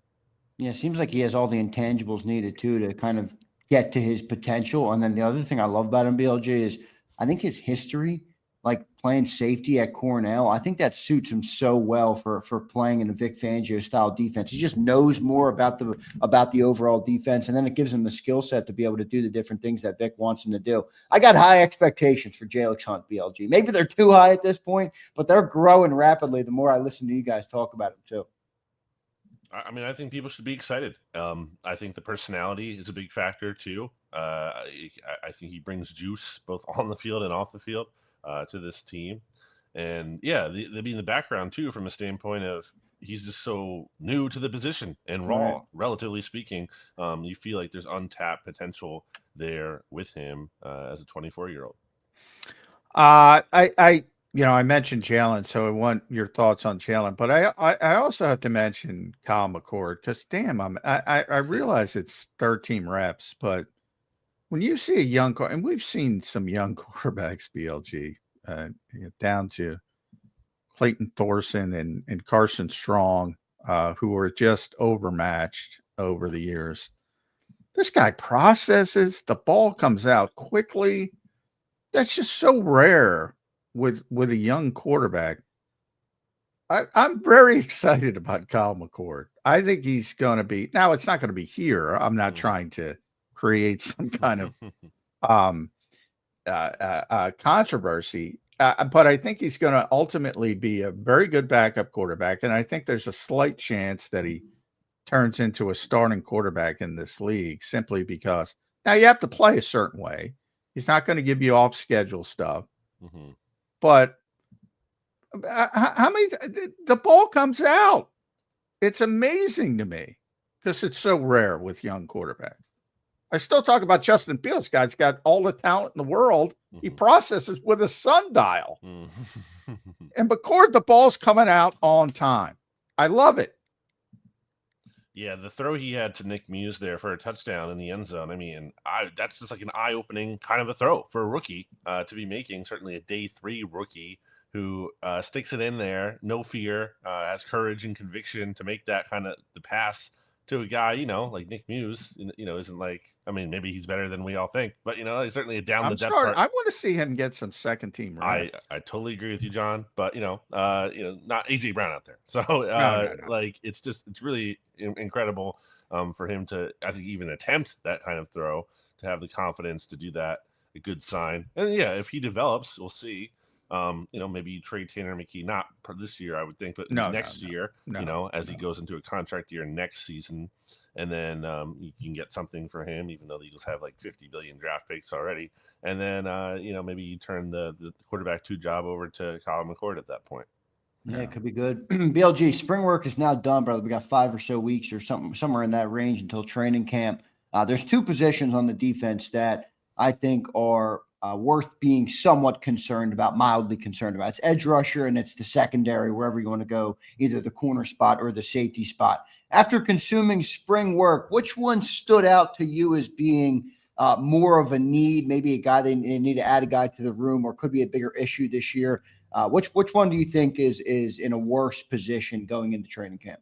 Yeah, that's a good question. I mean, I would say, you can only get so much from the edge rushers. Obviously, we just said Jalyx Hunt looked good, but, it's limited just because of the nature of the practice setting. But I guess I would go safety from a standpoint of, like, I didn't not saying I'm panicked or I'm worried about the other spot next to Reed Blankenship, but to this point, and again, three spring practices, such a small sample size, haven't seen anyone like really step up and earn that job. I thought Sidney Brown had some struggles in coverage yesterday, or at least he was around when Dallas Goedert was making a catch, or someone else was making Harrison Bryant. I don't know if you saw. Do you know who blew the cut? There's no way Smile Munden's one-on-one with Devontae Smith.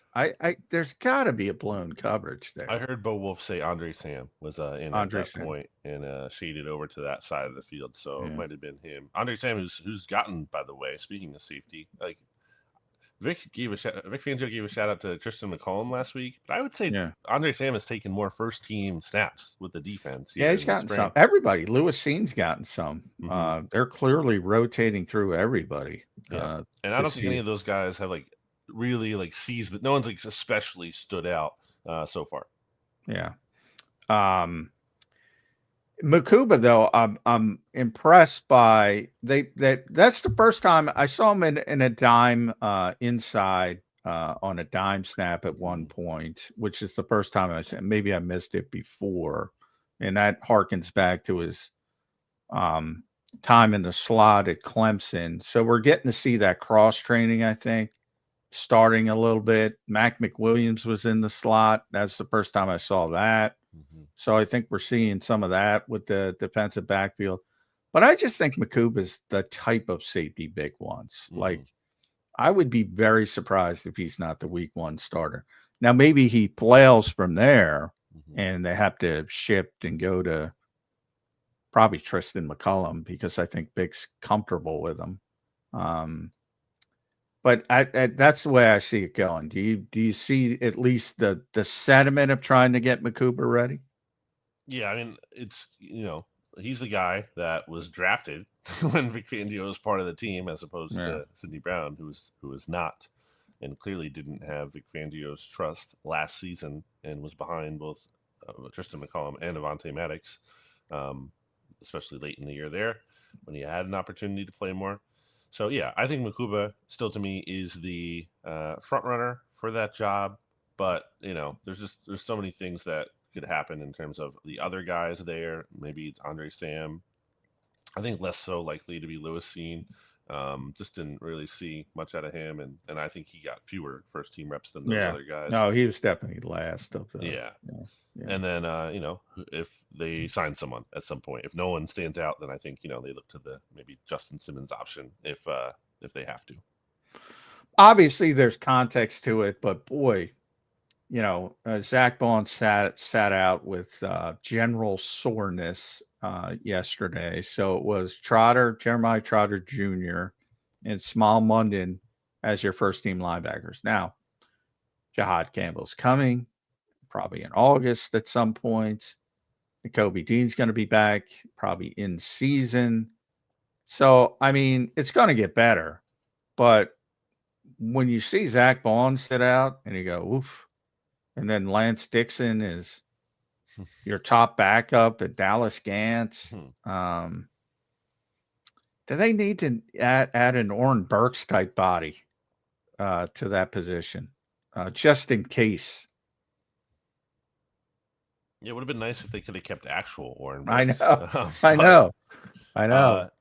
I think it's tough, to be down. If you're down your top three players, which they are basically at that position, at any spot, then, it's not great. Hard to make that work. They will if these guys aren't getting healthier as they expect. But, we did see Jahad Campbell at least take part in some position drills. So, maybe a step in the right direction for him. We'll see if he can get it back on the field maybe sooner than August. When Vic Fangio says August for Jahad Campbell, that's pretty. Yeah, it could be August 1st, could be August. Yeah. That's what I mean. August, because that's a big deal. Yeah. August 1st would not be like the worst thing in the world. No. August, a 30th or whatever. Like that's that's after all the preseason games. One of them's before all the preseason games at the start of camp. One's at the end of it all. Yeah, but if you think about it, training camp's probably going to begin July 22nd. Now, I'm not sitting there and saying Vic's looking at the calendar, but he's generally very honest, as you know, BLG. And to me, when he says August, It's probably not August 1st for that Mm-hmm. reason. Because, if you're that close and maybe they're going to hold you out for a week, Right. I don't know. I'm guessing mid or late August would be my best guess. And then it becomes a little bit more concerning because we saw, and you make the comparison with Cooper last year, was out with a hamstring. Basically missed about 20 days, I think it was. And Vic didn't feel comfortable playing him until after the bye in week 6, basically. He was playing, but not in a significant way. Now there's probably going to be more need at linebacker, so that factors into him. Maybe they're trying to get him on the field as a situational pass rusher. So maybe there's more need, and that creates more urgency. But I do think it was positive that he was doing some stuff, at least. But boy, I look at that timetable for that surgery. It's touch and go. I mean, he's a young man. He's a great athlete. But when you have surgery, it needs time to heal.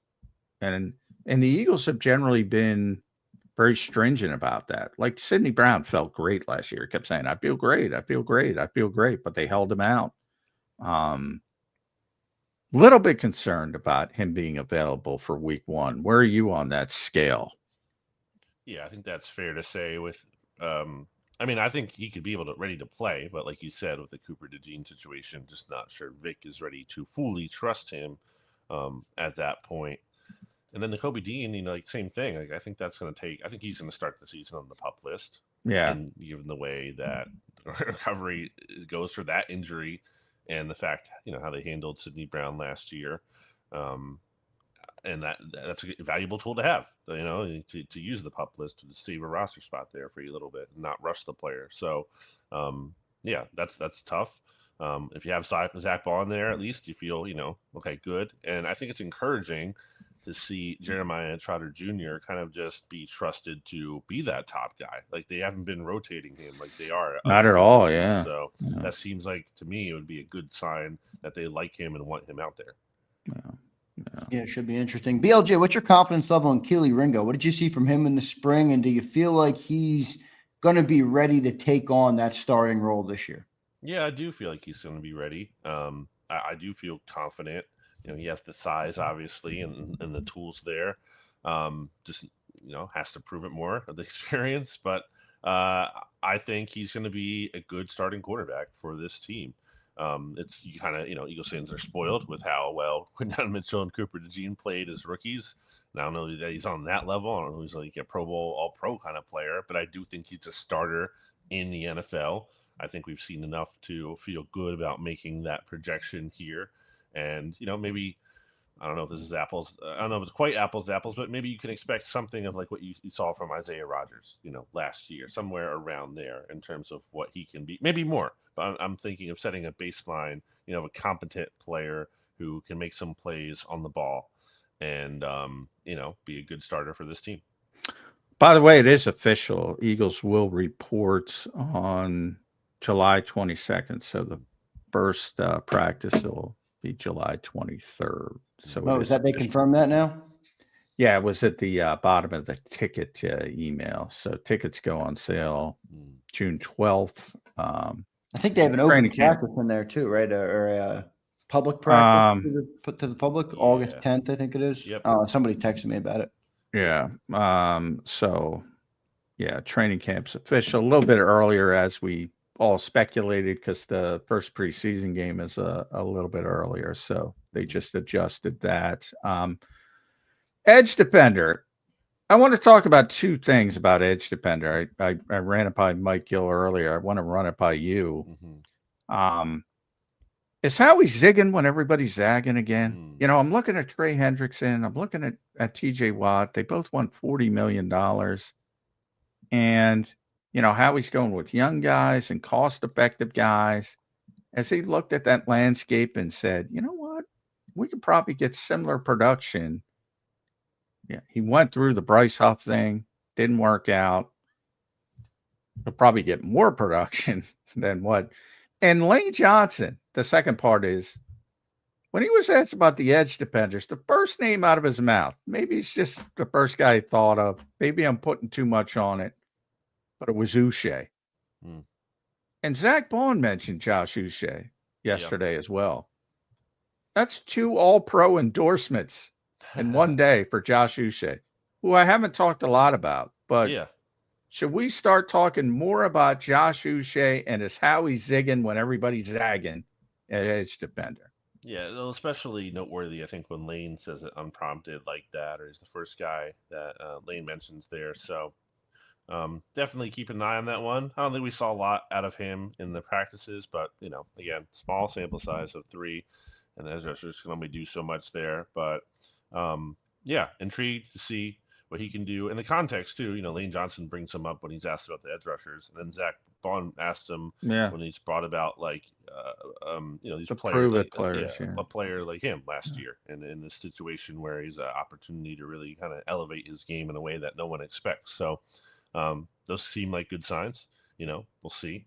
Obviously, he's been able to have high level production in the NFL before, so you feel like that's possible. We'll see if he can actually do it. When it comes to the edge rusher position as a whole, I don't know how much of it is like they want to spend less money there, but I do think there could be something to the fact that they kind of just are viewing it more as a young man's game of a position, especially when you have all these quarterbacks in the NFL. They don't have to play Lamar Jackson a ton, but like someone like that, or someone they do have to play a ton now, Jaden Daniels, these guys who can run around and create and make things happen. And when you have these edge rushers who might not be like as good in an era where you have more pocket passers, they're maybe not the most pure pass rushers, but guys who can kind of like run around and chase. I think those guys like have more value in today's NFL. I think you see that with Jalyx. You see that with Nolan Smith, obviously. Those high effort guys who are just going to run around and kind of be the answer for those players who can kind of create out of structure. So that's kind of been my pet theory on it. Yeah, I'm curious to see how the edge rushers do this year. It is interesting, BLJ. I think the one interesting thing I look to is like they had the best defense in football last year, and their leading sack guy was 8.5. Like if I told somebody that before the season, you'd probably been like, they're probably going to have a big sack, big sack artist. That's not really what's given the Eagles the advantage. So I do think John might be onto something with their zigging when everybody's zagging at the edge rusher. BLG, I want to ask you about QB1, Jalen Hurts. All reports so far have been look sharp, very sharp this spring. I don't know if that's a good thing or a bad thing. What do you think about that? And then what have you seen personally from Jalen Hurts so far through the spring? Yeah, I think it beats the alternative. And, last year he didn't have a great spring, I would say. And then I don't know how much that mattered because then he looked better, I think, in training camp. Obviously, he only had, 1 interception all of training camp. But then the regular season started and, things weren't so smooth. And for a good portion of the season. So it's hard to... Which might show you it's all bullshit, BLJ. Maybe, but don't say that because obviously we got to talk about it. And I can't blow our cover here. You got to pay attention. No, I think in seriousness, I do think that him looking comfortable is good, especially because, it's another new play caller and he looks decisive. And I think part of it too is just that he's maturing as both a player and a person. And he is a better practice player, I think, now, certainly than he was a few years ago or even last year. Is it the most, impressive stretch of practices I've seen ever? I don't know. But because a lot of these throws, I think, aren't like the most high level of difficulty. But that's okay because he's taking what's there. I think for the most part, he's making good, quick decisions, which is something that I harp on a lot, especially in the practice setting. In the past, I would really get bothered when Jalen Hurts would be in 7-on-7 and there'd be multiple reps where he's not even throwing the ball and basically taking the sack. Well, that's I agree, BLG. It would drive me crazy. I'm like, it's 7-on-7. Yeah, just throw get the ball. That's what I love about McCord. It's like, bang, the ball's out. Mm-hmm.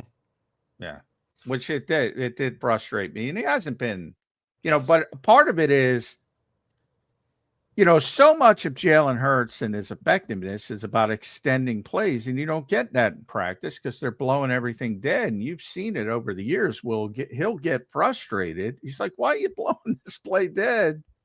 But they're blowing it dead to protect the quarterback and get to the next play. So I don't think his part of his game is not really revealed in practice, I guess is how I would describe it. And I think he's getting better as a practice player, which I don't think it's the be all end all, but I think it's going to make him better. Because if you do take those reps and say, all right, that's 7-on-7, let's just play 7-on-7 and get the football out. And it's not really, I get, people will make a big deal out of it. And that's part of the, Elliott deserves a tremendous amount of credit. Everybody around the league, you'll go on Twitter or X now and see, Cleveland quarterback stats, and everybody's doing it. And Elliott deserves credit for that. But I think, Nick hates it. And I think coaches don't like it because it's not what practice is about. And, if quarterbacks are worried about, people are going to shit on me because I threw an interception in practice, it can be counterproductive. But I think Jalen's understanding that more. And I think, of course, he's not throwing interceptions, so maybe I'm wrong. Who knows? I hope he's not trying to be protective of the football. You're supposed to be trying stuff in practice, I guess is what I'm trying to say. But practice player, I think he's better. You? Yeah, I do. Yeah, there's definitely a balance there. And I think that's one thing that I felt good about, or at least relatively speaking, last year in training camp, where there was all that talk about him not throwing an interception. But I would say, I don't think it was just because he's Sam Bradford out there and he's throwing, 5-yard checkdowns every play. That wasn't my view of how it was. And even though there were a lot of checkdowns in this spring training camp and more of that variety, and in fairness too, he's working, with receivers who are not AJ Brown and Devontae Smith for at least those first 2 practices there. That's definitely a factor in it. I do think he's again evolved as a practice player and gotten better there. And really, to practice, not practice, whatever, the biggest thing that I think you can take away is just decisive, composed, in command, mature. Those things I think resonate through and are good signs to see from a big picture standpoint. On the back end of that is wide receiver. Devontae was there. It was good to see him. I get a kick out of people who were worried he wasn't there. That dude's not going to stop working, and he was working down in Florida, and you saw he hit the ground running. But, AJ still had limited reps. He had limited reps. Nobody should be worried about those guys, but I think they're better after those guys. Terrace Marshall, man, he can play a little bit. There's clearly some talent. I think Danny Gray has shown like he's got some juice. I think John Dotson is a good third receiver. The question is, what do you want? I'm not a big Johnny Wilson guy, but if you want blocking and they're a run first team, he's a good guy to have around. He's a good Zach Pascal-like guy to have around. If they need a returner, we still haven't seen what Avery Williams can do. He's been hurt. Maybe Anaya Smith is still in the conversation. How does BLG weigh that? If you want backup receivers, you got to keep Terrace Marshall and Danny Gray. But if you want something else, different parts of building a roster, maybe you want Johnny Wilson or Anaya Smith. How do you sort of weigh that competition? Yeah, those are the kind of, things they're going to have to weigh and will weigh for our Eagles 53-man roster predictions later this summer. Terrace Marshall definitely looks like, he can play a little bit on offense. He has 14 career special team snaps. That's relevant for a guy who's not going to be part of it. He was a big star at LSU. He's not playing special teams. Yeah, exactly. But he's not going to be anything more than a top, the fourth receiver here, barring injury. So that guy has to play special teams. They're only going to keep 4 or 5 receivers, maybe 6 active. So, I look at that. That certainly is a question that needs to be answered. I do think generally, though, for my stock up, stock down, Terrace Marshall, stock up, Danny Gray, stock up. Whereas I thought Anaya Smith, although he had a couple catches on Tuesday, more of a quiet spring, especially than you would like. Because I feel like that's a player who should stand out in the spring setting a little bit more maybe than some other players, given the perceived nature of his game. as a small, shifty kind of slot quarterback. And then Johnny Wilson, I don't know what the deal was with him skipping OTAs or missing out on OTAs, but you would think, for a second-year player, maybe looking to take on a bigger role, maybe not the best thing that he wasn't there. And then I thought he was pretty quiet in Tuesday's practice, so I'm kind of more stocked down on those guys and then stock up on the newer guys. How about running back?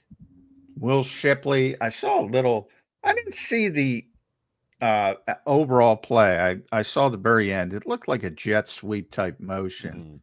I don't know if you saw it where Will started. I didn't see it. And then AJ Dillon, boy, the quads are impressive, but I don't see a ton of explosion from AJ Dillon, which is weird for those quads. But what are your thoughts on backup running back?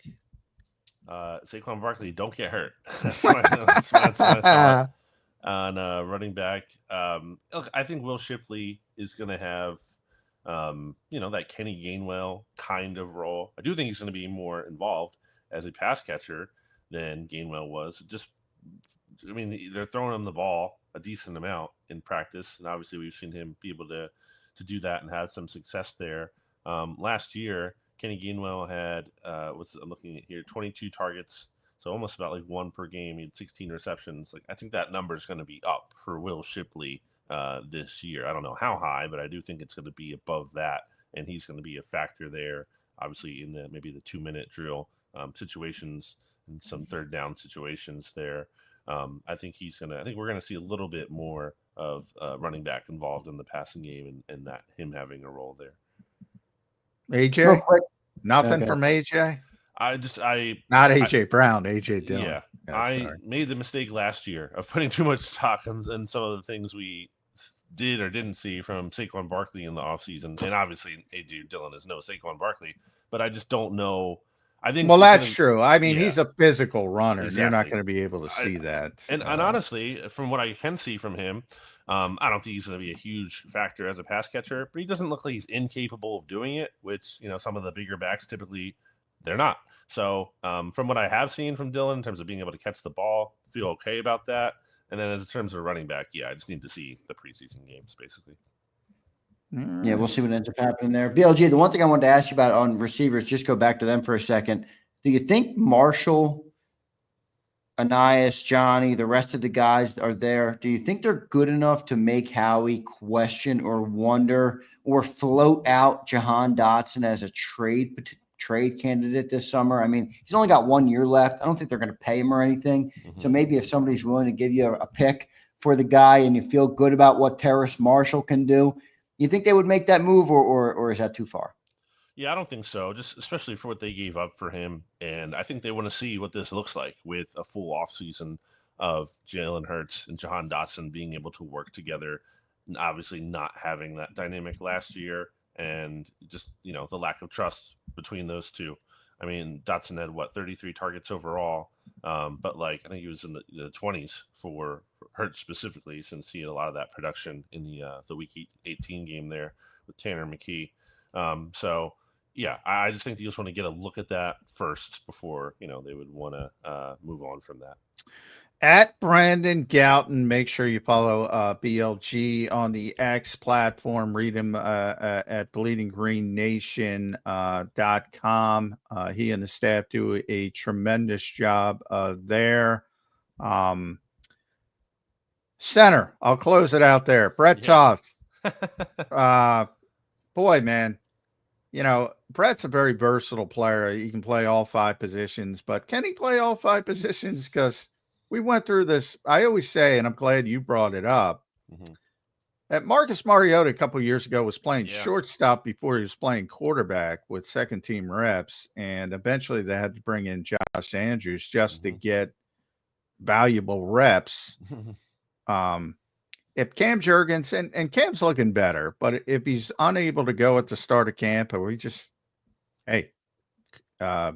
Drew Kendall, you're up. We got to get decent snaps to get valuable reps. And then Trevor Keegan might be starting to cross-train a little bit at center, but he might have the same issues Brett has as a non-natural center. So just, throw Throw the rookie in there just to get some reps. I mean, just to be able to actually, run the plays. Yeah, like that's just the weird thing to me about this. Like, you had this guy who clearly demonstrated he couldn't do this 2 years ago. And okay, maybe he gets better in theory, but he hasn't. And you're having the same issues that you had 2 years ago. It's like, wait a minute, we saw this already. We tried this. It's not working. I know Stout likes him, but like they have to do something else there. I would like to see Drew Kendall get some more chances there. I was talking to good friend Jimmy Kempsky about this, and he was saying that some of the scouting reports he had read about Drew Kendall were that like he didn't have a bad snap, and that was noteworthy too because he was dealing with like different quarterbacks at had a big tall guy and a short guy. Exactly. Yeah. So I would like to see some more, and that makes sense to me too from a standpoint of like when you talk about the advantages of maybe being the son, of a pro athlete. Maybe he was snapping from like a very young age, and it's just something he's done his whole life, as opposed to Brett Toth, who's trying to learn that. So that makes sense to me, and I do think we should see Drew Kendall get some more reps soon. Good stuff there, BLG. Any final thoughts from me, brother, on the spring work being concluded? The mandatory day camp is officially in the rear view. Your final thoughts, brother, before we let you go. We appreciate you joining today. Yeah, big picture. I mean, like no drama here. 100% participation, no holdouts, no hold-ins. Like I don't think that should be taken for granted. That's a good thing. And then the most important thing, no injuries in terms of like that they knock on wood and that they suffered within these practices from what we know. No major injuries. Miles Hinton got a little banged up yesterday, but barring something major there, I mean, that's like the most important thing in spring practices, that you don't have no kind of catastrophic season ending. Yeah, right. Somebody goes down with an Achilles or something like that. Yeah. So they avoided those things and the vibe seemed good. I think that's a win for the Eagles off-season workout program. And what's your biggest concern? Sneak that in as you go off into a 5-week dead period. Yeah, I think my biggest concern is that just like generally some of these replacement things we're talking about are just maybe we're glossing it over a little bit, just from the standpoint of they won the Super Bowl, give them the benefit of the doubt. They've earned the benefit of the doubt very much so. But then, training camp rolls around. Maybe some of those issues expose themselves. Week 1 rolls around, and certainly, a grace period goes away quick, as we saw from the last time the Eagles won the Super Bowl. Yeah. Here's mine. I'll give you mine real quick. Tyler Steen, Week 1 starter. I think Matt Pryor, Week 4 starter. Wow. There's my prediction.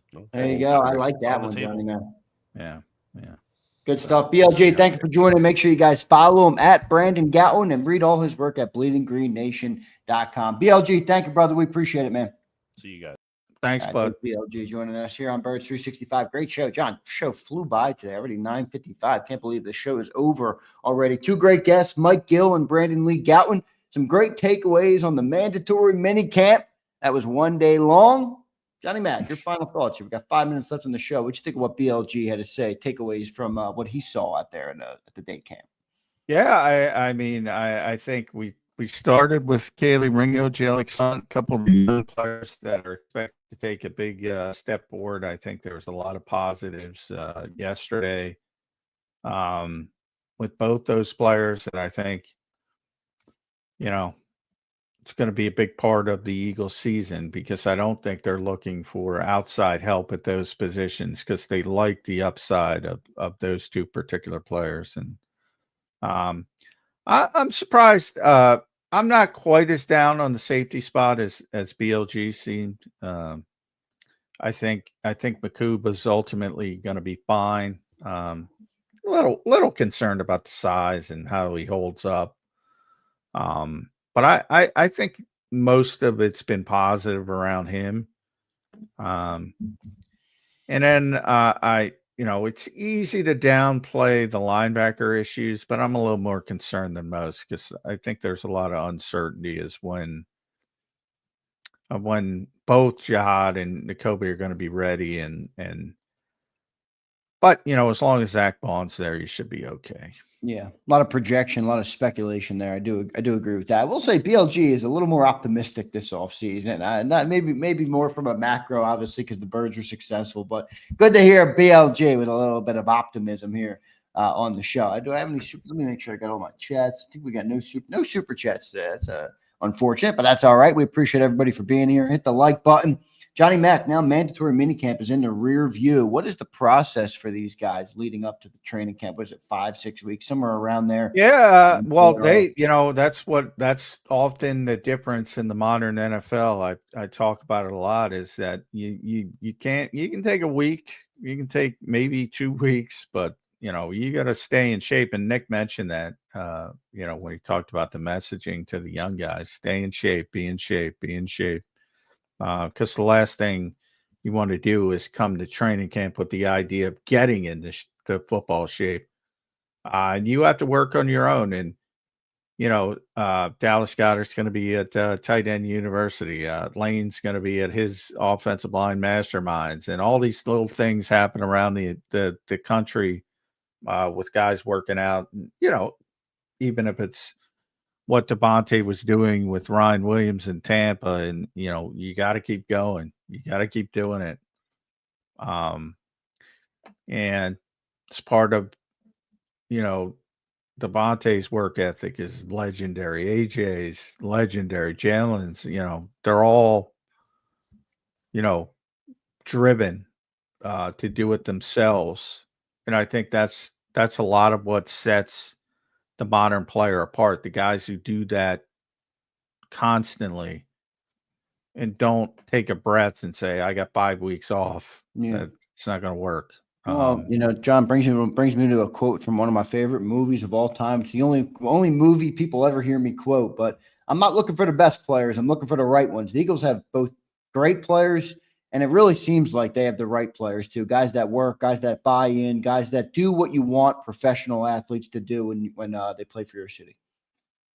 Yeah, and that's we talked a little about the draft being a crapshoot. That's part of it as well, to find out, the mindset of players. Do they love football, or are they playing football because they're good at it? That type of thing. Which is difficult. It's difficult sometimes to figure those types of things out. But the Eagles have a good mix, and when your star players are work as hard as the Eagles star players do, it's generally a good thing, because you're setting the right example for the younger guys. And that kind of stuff is probably underrated as well.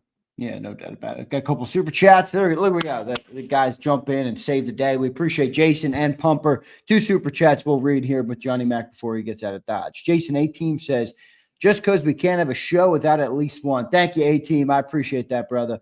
How did McCord look overall? I wasn't here to hear any of it, and I still want to see how Makuba and Brown are. Jacob for life throwing my setup here. A-Team, thank you, brother. Appreciate that. Johnny Mac, your response to 18. Looking for some. Well, you got to go back and listen to the show, Jason, because I was raving about Kyle McCord. Man. They're calling you Johnny. They're calling you Johnny McCord Mullen. I love him. I love Kyle McCord. I anytime I see a young quarterback who can process and throw the football with conviction on time, it's half the battle. It's half the battle right there. I think he's going to be. It's not going to be here. But I think he's going to be the floor is a long-term good backup in this league, and the ceiling is a starting quarterback, and a competent starting quarterback. And I'm surprised he lasted to the 6th round. I thought he would be a 3rd, 4th round pick. I everything I've seen about him, and it's only 3 practices. But he was tremendous yesterday, and him and Nick Muse, to the point now they have developed such a chemistry. I want to see Nick Muse get 2nd team reps at tight end. I want to see what he can do because he's been so good. And a lot of it is the chemistry he's developed pretty quickly with Kyle McCord. Good stuff there. Good response. Brian Pumper checking in. What's up, Pump? We don't need anybody. Kelee and Sydney are the starters. Someone please get Jalen a barber. Buddy's hairline's looking tragic. I didn't notice his hairline. Me neither, John. Yeah. I'm not. I tend not to be focused. Jalen's usually put together pretty well, though. So I don't know. Maybe I think that's just. I don't know, John. I think this is a pumperism. If I had to guess, it's a pumperism, my friend. Yeah, I don't know. Yeah. What about Kelee and Sydney? Starters? Think so? No, I think Kaylee's and McCoop is going to be Yeah, the me too. star. That Me would too. be my projection. Pumper has to drop in one on the hairline. Pumper, we appreciate it, brother. Thank you, man. Johnny Mac, your final thoughts on this Wednesday edition of Birds 365. Now 6 weeks out, John. Right, just under 6 weeks until training camp. Yeah. Take a breath. Rebirth. Don't worry about Jair Alexander and Trey Hendrickson, and I don't think anyone really believes TJ Watt would be here, but No. yeah, don't worry about those guys. Eagles got plenty. A little bit of optimism from Johnny Mac to end the show. I like it. Johnny Mac, great show, brother. We'll talk to you tomorrow on a Thursday edition. Oh, we got one more super chat. Let me read it before I let you go. Jeffrey Lurie has had the winning attitude since 94, Wolfie Wolf says. Do you feel the team is coming together? Oh, you feel the team is coming together? Brother, 2 Super Bowls in 3 years. I think they're together, Wolfie. Come on, man. No, I mean, yeah, Jeffrey Lurie's been a great owner, especially when you consider what was here before him. But yeah, I mean, people have gotten spoiled because of the way Jeffrey runs the team, and he got a lot of pub yesterday for giving a $50 million gift to Chop for research.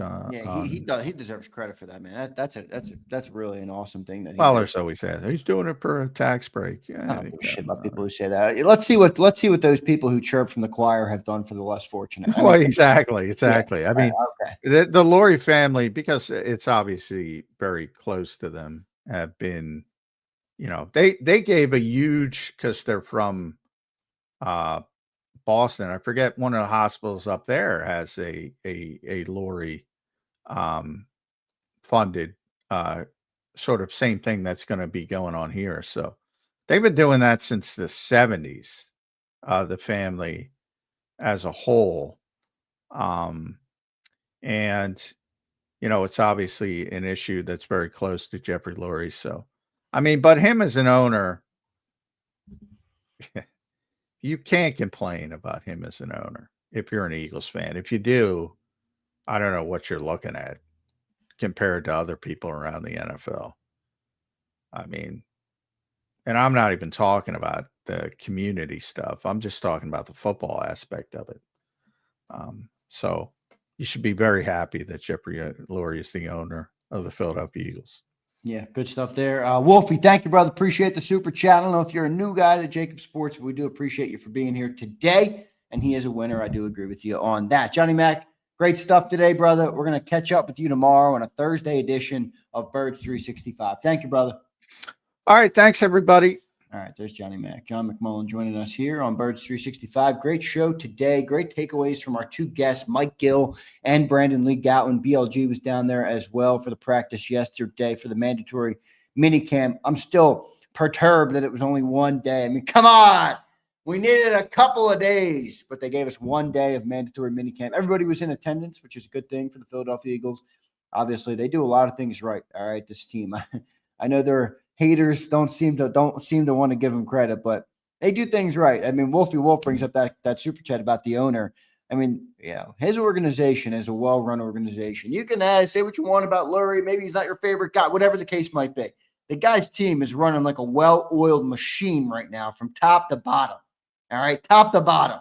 Coming off a Super Bowl. All right. I mean, a lot of Super Bowl teams might have contract disputes because people want to get paid and whatever. Eagles are running like a well-oiled machine right now, and that's thanks to the guy up top, Jeffrey Lurie, Howie Roseman, Nick Sirianni deserves some credit as well. Jalen Hurts, all the leaders of this team deserve credit for that. So great stuff. I'll take a couple of comments from the great people of JAKIB Nation. What's going on, everybody? How we feeling post-spring work? All right? How we feeling post-spring work? Joey B says Xander's chain deserves its own segment. Praise Jesus, baby. Praise Jesus, Joey B. How long is Zander time today? Who knows, Brian Fleming? Who knows? A-Team says, lager is okay if I was going for a cheap beer, but in a Victory Cloud Walker guy. I'm not a beer guy, so I can't tell you. I saw somebody asking if Johnny Mac takes shots. Johnny Mac is a beer guy, I think. I don't know. The one time we did a remote one time at a Screwballs in King of Prussia, and Johnny Mac slugged probably 3 beers. So that was enough for me to say Johnny Mac is a beer guy. But we'll see. I'm not sure if Johnny Mac's is ripping shots when he's grilling out for the family. All right. Big Mike says, it sounds like day camp was great for our Eagles. Yes, it was. All right. Praise Galetz, Zander. Praise Galetz. Joey B, I hated Galetz. You walk in the back of Galetz, everybody's drunk off their ass. Nobody can talk. They got the cups all stacked up. Galetz was a nightmare, Joey B. All right.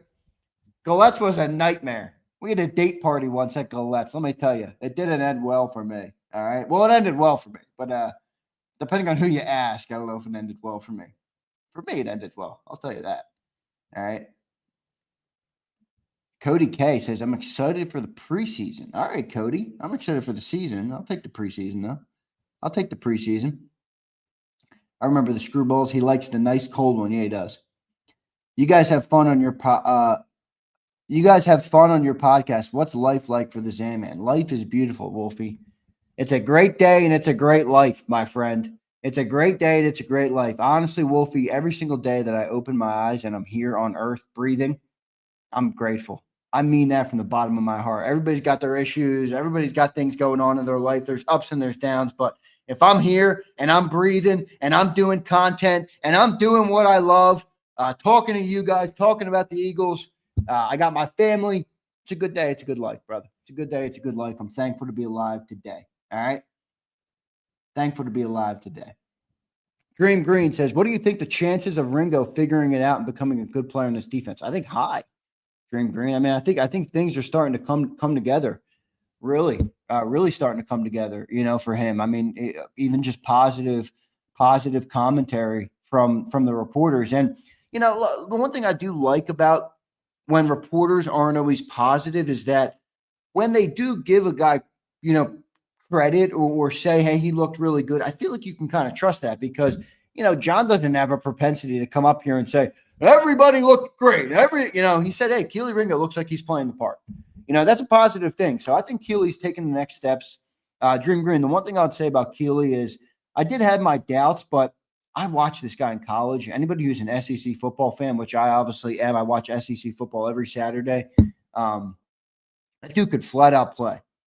That dude could flat out play in college. Now, that doesn't mean much for the pros, but he certainly has a skill set. Now, if it can come to fruition here, I think that'd be a very big thing, very good thing for the team. Xander needs a TED Talk. Keith, what do you mean? I need to listen to one, or you want me to make one? Come on. Yeah, Keith, you need a little love, brother? You need a little pep? Huh? What do you need, Keith? Let me know. Let me know, Keith. Dirty Air says, I like watching the prospects. You and me both, brother. You and me both. If I could go down there every day, I would. They won't credential me, though. Bob Lang will not credential me. I'm like, come on, Bob, give me a credential. Curtis says, I loved hearing that Jalen is looking sharp early. I think he got better in pre-snap over the season, and it sounds like it's stuck. Well, Curtis, makes sense, brother. I mean, last year was the first time that he really had control at the line of scrimmage. Totally. And that's a good thing, man. That shows you that. And I really, truly believe this. I feel like Jalen still is just scratching the surface on where he can be. Like, I don't think he's close to his peak yet. I really don't. I really don't think he's at his peak yet or close. I think he's entering his prime years. I think his best football is in front of him. He's had 4 incredible seasons here in Philly as the starter, but I think the best is yet to come. I really do. I think the best is yet to come for him as a player and as a team here in Philly. All right. Ian East checking in. What's up, Ian? Feeling good about the team. Time for more young players like Ringo to step up, have faith in Trot to hold the fort until Campbell and Dean come back. McCord season. A lot of love on McCord. I like it. I'm a St. Joe's prep guy. You guys know that. So Kyle McCord, I'll take it. St. Joe's prep legend, Kyle McCord. All right. Dirty Air, ready for the season to get started. You and me both, brother. You and me both. Ready for the season to come for sure. All right. Big Mike, love this comment. He says, with having a daughter and 2 granddaughters with autism, this makes my heart smile. Great show, guys. Shout out to you, Big Mike. Shout out to you, your daughter and your 2 granddaughters. All right, I'll keep him in my prayers. And it is awesome, man, to see Jeffrey Lurie do something like that. Autism is something that I'm not a doctor. I don't claim to know stuff like this, but I think the rates of autism have skyrocketed in the country, and it's obviously something that affects a lot of people in their day-to-day life. So I pray for all those people, and I try and look at it as a blessing. I talked to one guy who had an autistic child, and he said, at first I was so scared, and I understand that, but he said it's turned out to be such a blessing for me in my life because it's forced me to change my perspectives on things, change the way I view life in general. And I think there's a lot of positive to it, man. I think every life is a blessing on this earth, and there's a lesson in each and every one of them. So that's a beautiful thing, Big Mike, and I'm happy that Jeffrey Lurie does the things that he does. I know autism is something that affects his family as well. So that's a big donation, man. $50 million is, again, this is not the time for people to say get a tax break or he's worth $20 billion. So who cares that he gave $50 million? Come on, man. Something is better than nothing every single time. All right. So $50 million. What's a big stuff there for Jeffrey Lurie? Jimbo checking in. What's up, Jimbo? Zander, are we good with Saquon saying he's just been relaxing this offseason, not really working out too much, apparently? Jimbo, it's funny you bring this up. This might be a sensitive subject here, Jimbo, but I kind of was thinking the same thing as you, Jimbo. I read that quote yesterday. We did a nightcap yesterday, Football 24/7, after John got home. And I'm reading that quote, and I'm like, I get why you want to take it off, but boy, hopefully Saquon doesn't come out stale. Now, I don't think he will, honestly. I really don't. But I did kind of have that same thought as you, Jimbo, of like, do we really want you taking the time off? But I think where the truth lies is, Jimbo, is this is a physical game, man. Every time you get hit, it's like a car crash.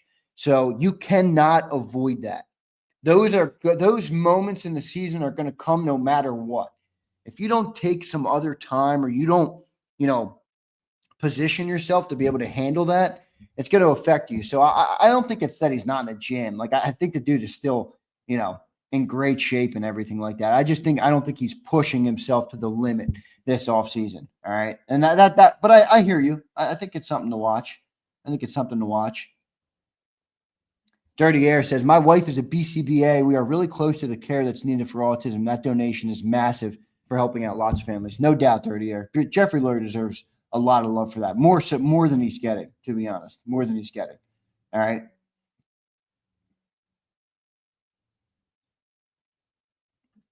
Fly Eagle says, so glad to hear good things about Ringo. Me too, Fly Eagles. I was happy to hear that too. Definitely some good things. Definitely some good things here, man. Master Eagle, what's up, Master Eagle? Big Dog Z, great show every morning, bro. Thank you, man. I appreciate your support. Appreciate your viewership. And appreciate you spending some time with me every single day, man. It means a lot. All right. Bruce Kessler says, can you use your St. Joe's prep connections and score an interview with Kyle McCord? It's actually a good. Maybe let me reach out. I got a bunch of connections, especially he wasn't that far behind me, Kyle McCord. Maybe let me see what I can do, Bruce. That's not a bad idea. Let me see if I can get the problem with Kyle McCord coming on here is John doesn't like to interview players on here. He's always tried to make this show like a reporter show that's operates separate from fandom and players and stuff like that. Now, I would make an exception, but maybe it would be on my own show or at a different time slot. Townsend, what's up, Nick? He says, Zander, what is your take on the Chris Sims take on Jalen Hurts? The man is completely oblivious to the Super Bowl, but brings up week 5 of last season. Well, I think what he's trying to do, Nick, is just take like a all-encompassing view of the quarterback. I don't like the list because I think the entirety of the league and the commentators and fans is they're just caught up in not the right things. And like Justin Herbert, why? Because he's 6'6" and has a big arm. The guy threw 4 picks when he got to the playoffs. Like, who would you rather have? A guy that has this big arm and everyone's like, oh, look at him. And I get it. It's fun to think about, but that's not what ultimately wins you football games and ultimately wins you Super Bowls and wins you playoff games. I don't want a guy that shrinks when you turn the lights up a notch. I don't. Take your talent and stuff it. I don't want it. I want the guy who shows up when you need him to show up the most. And that was my problem with the list. And that, Herbert, I don't think does that. I don't think Baker is honestly a better quarterback than Jalen Hurts, nor has he shown that he is. I mean, he was a number 1 overall pick, and largely has been underwhelming for much of his career. So I thought that was dumb. And Jaden Daniels, I know the guy's talented. I get it, but 1 year, right? Like, that's like saying Zach Bond's better than Fred Warner because he had 1 year better than him. I can't go Jaden Daniels at 5. I'm sorry. I just can't. I think that's stupid. Jalen Hurts is 4 years now. All right. So I don't know. I don't get Nick. I'll say this. I don't get caught up in it as much as other people. Like, I don't really care. I don't hate Chris Sims. I don't care at all. But I don't think he was correct. I disagree with his opinion. That's for sure. All right. Xander, did you hear Ike Reese ripping Sims? I did not. I do like Ike, though. I think Ike does a good job. Kevin says drive and determination is what Jalen has. Not too many QBs do. It's a good take, Kevin. Appreciate it, brother. Decision-making underrated. Agreed. What about on Sill's show? Bob probably won't let players on. Yeah, no, they got that show locked down. Sirianni was supposed to come on that show a while ago, and they stopped that. So they really don't like Silio's show down at the NovaCare Complex. They actually, you know, I don't want to say they threatened John. They didn't threaten him, but you know, they've made comments to him about being on the network with Silio and having a credential. So look, they're a private company. I can only control what I can control, but it's definitely a different media world that we live in now where, they want more dudes that kind of promote them in a positive light, which I think I do, but I get it. John's a reporter. Silio's obviously the objective talk show host that he is, more of an, an entertaining guy and stuff like that. So, but I get it. It's all good. No hard feelings. Abe says, Xander, all Jalen has to do is commit to the pass rather than extending the play. Like J-Mac said, just throw it would help out distributing the ball while also keeping the defense on their toes. Yeah, but Abe, that's a fine line you're walking there, my friend.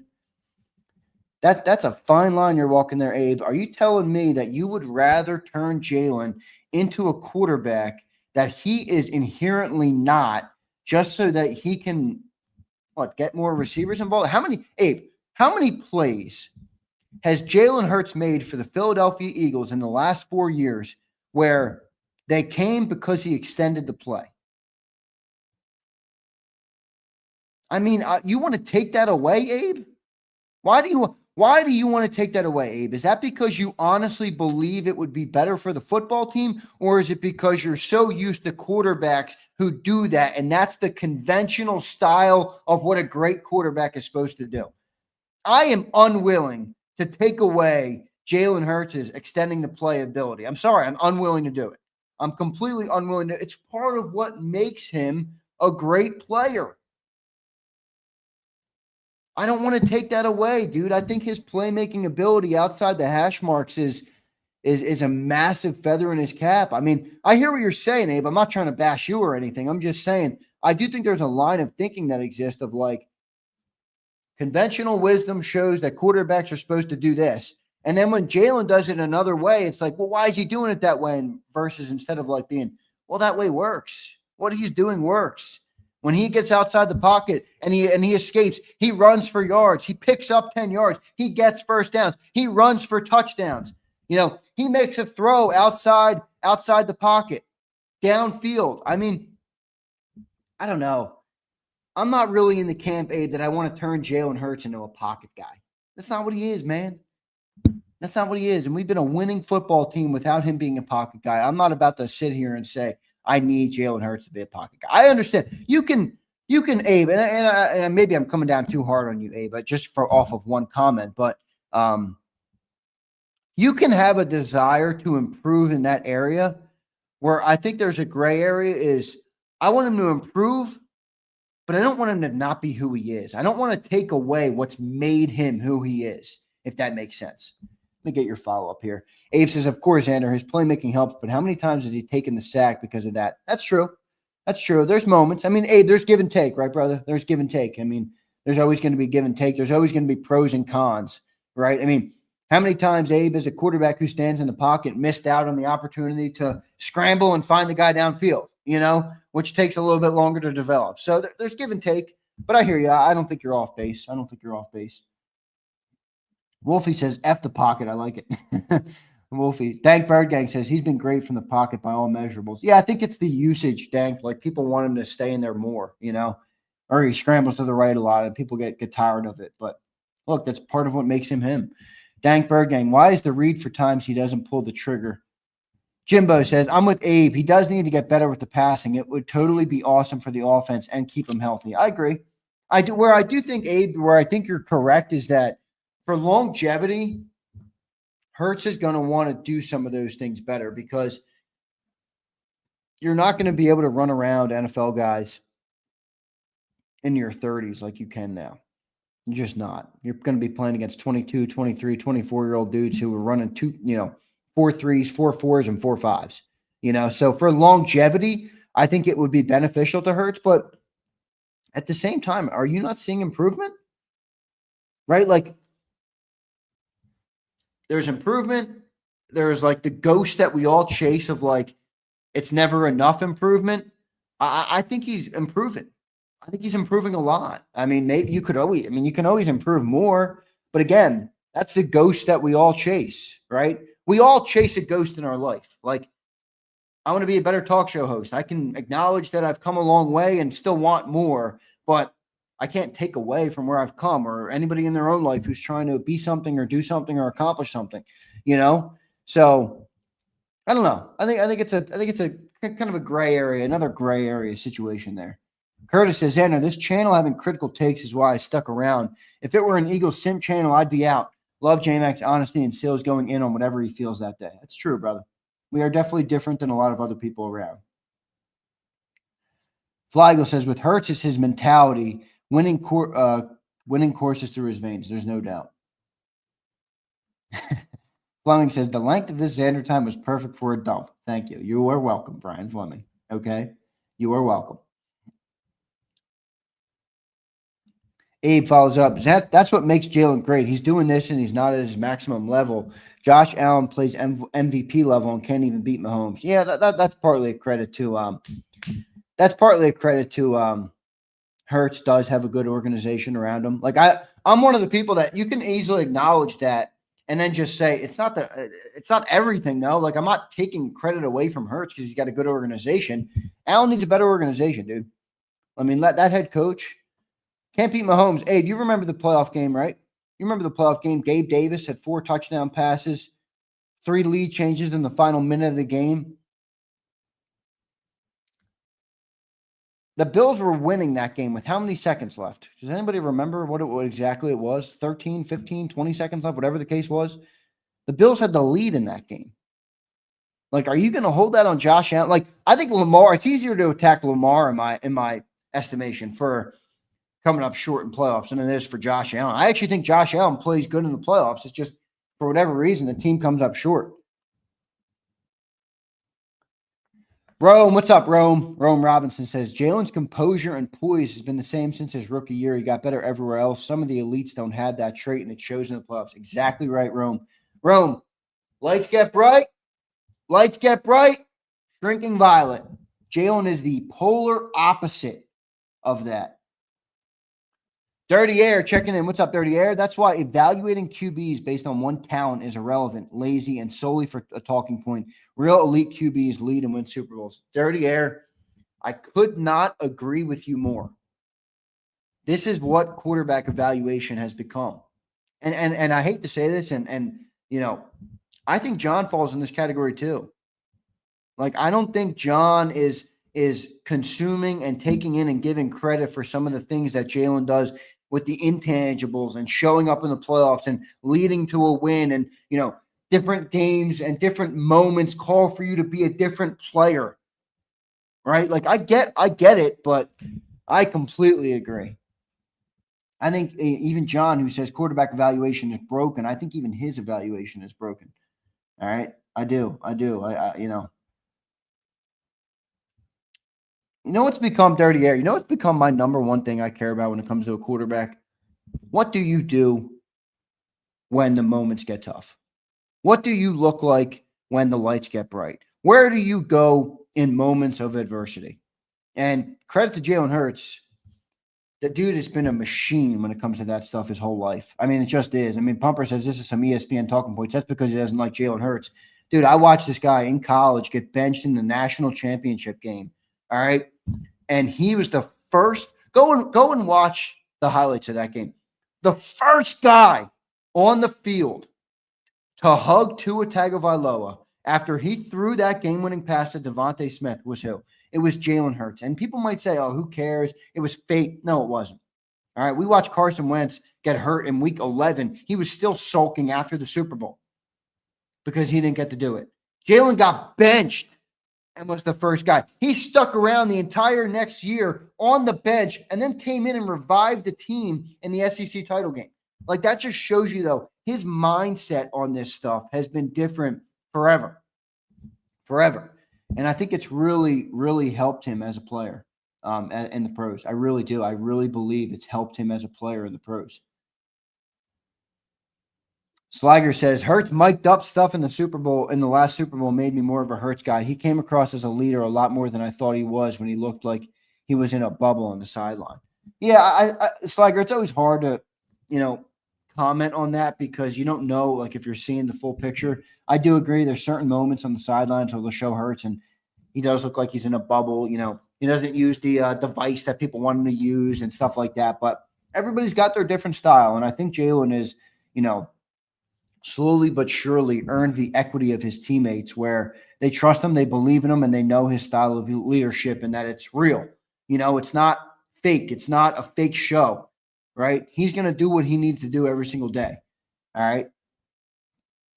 I think it's all good, though. I think this team's in a great spot, guys. I really do. I think this team's in a really good spot. I mean, it's hard to say they're not, but I think they got a very bright future ahead. And I think I know we're in the golden years right now, 2 Super Bowls in 3 years, but man, I feel like this thing could get a lot better. That's crazy to say. Crazy. It even sounds crazy in my head right now, but I really feel like this team could has an even brighter future ahead of them, which is a crazy remark to make coming off a Super Bowl win. But I feel like that. I didn't feel like that after 2018. I didn't even feel like that after 22. I wondered, will we be back? What will it look like? I feel like this team is in a really good spot right now. Really good spot. I appreciate all you guys being here today. Appreciate the dudes checking in with Super Chats. Wolfie Wolf, here's another one. What's the team message for this year? It's a good question, Wolfie. I'll pose that question to the chat. What do you guys think the team message is? And I think that's where I think, Wolfie, that's actually, again, going back to Hurts, though, it's just where I think his mentality is perfect for this moment. A lot of guys would be up and down or hey, we're up on the high. Right now it's like Hurts is that even-keeled dude. Show up to work every day. Grind through the process every single day. Do what we need to do on the days that build us to what our end goal is, right? Can't focus on the end goal. It's what do I need to do each day to get to that end goal? That's what I have to do. And I think Jalen has the right mentality for that. All right, I really do. That's it. That's all my Super Chats. I appreciate all you guys. There you go, Keese. Again, keep the main thing the main thing. It's a perfect motto. Perfect motto again. Appreciate all you guys being here today. Hit the like button. Who's buying tickets tomorrow? Anybody? Ian East messaged me. He was going to look to get a ticket tomorrow. Single game tickets come for sale tomorrow. All right. Jalen would have done well in the military. Yeah, Steve, yes, he would have, man. Yes, he would have. No doubt about it. All right, everybody. I appreciate you all being here. Hit the like button for me. Drop your comments down below, even if you're watching after the fact right now. Appreciate each and every one of you. I'll see you next time on Birds 365. Thank you all. Love you all.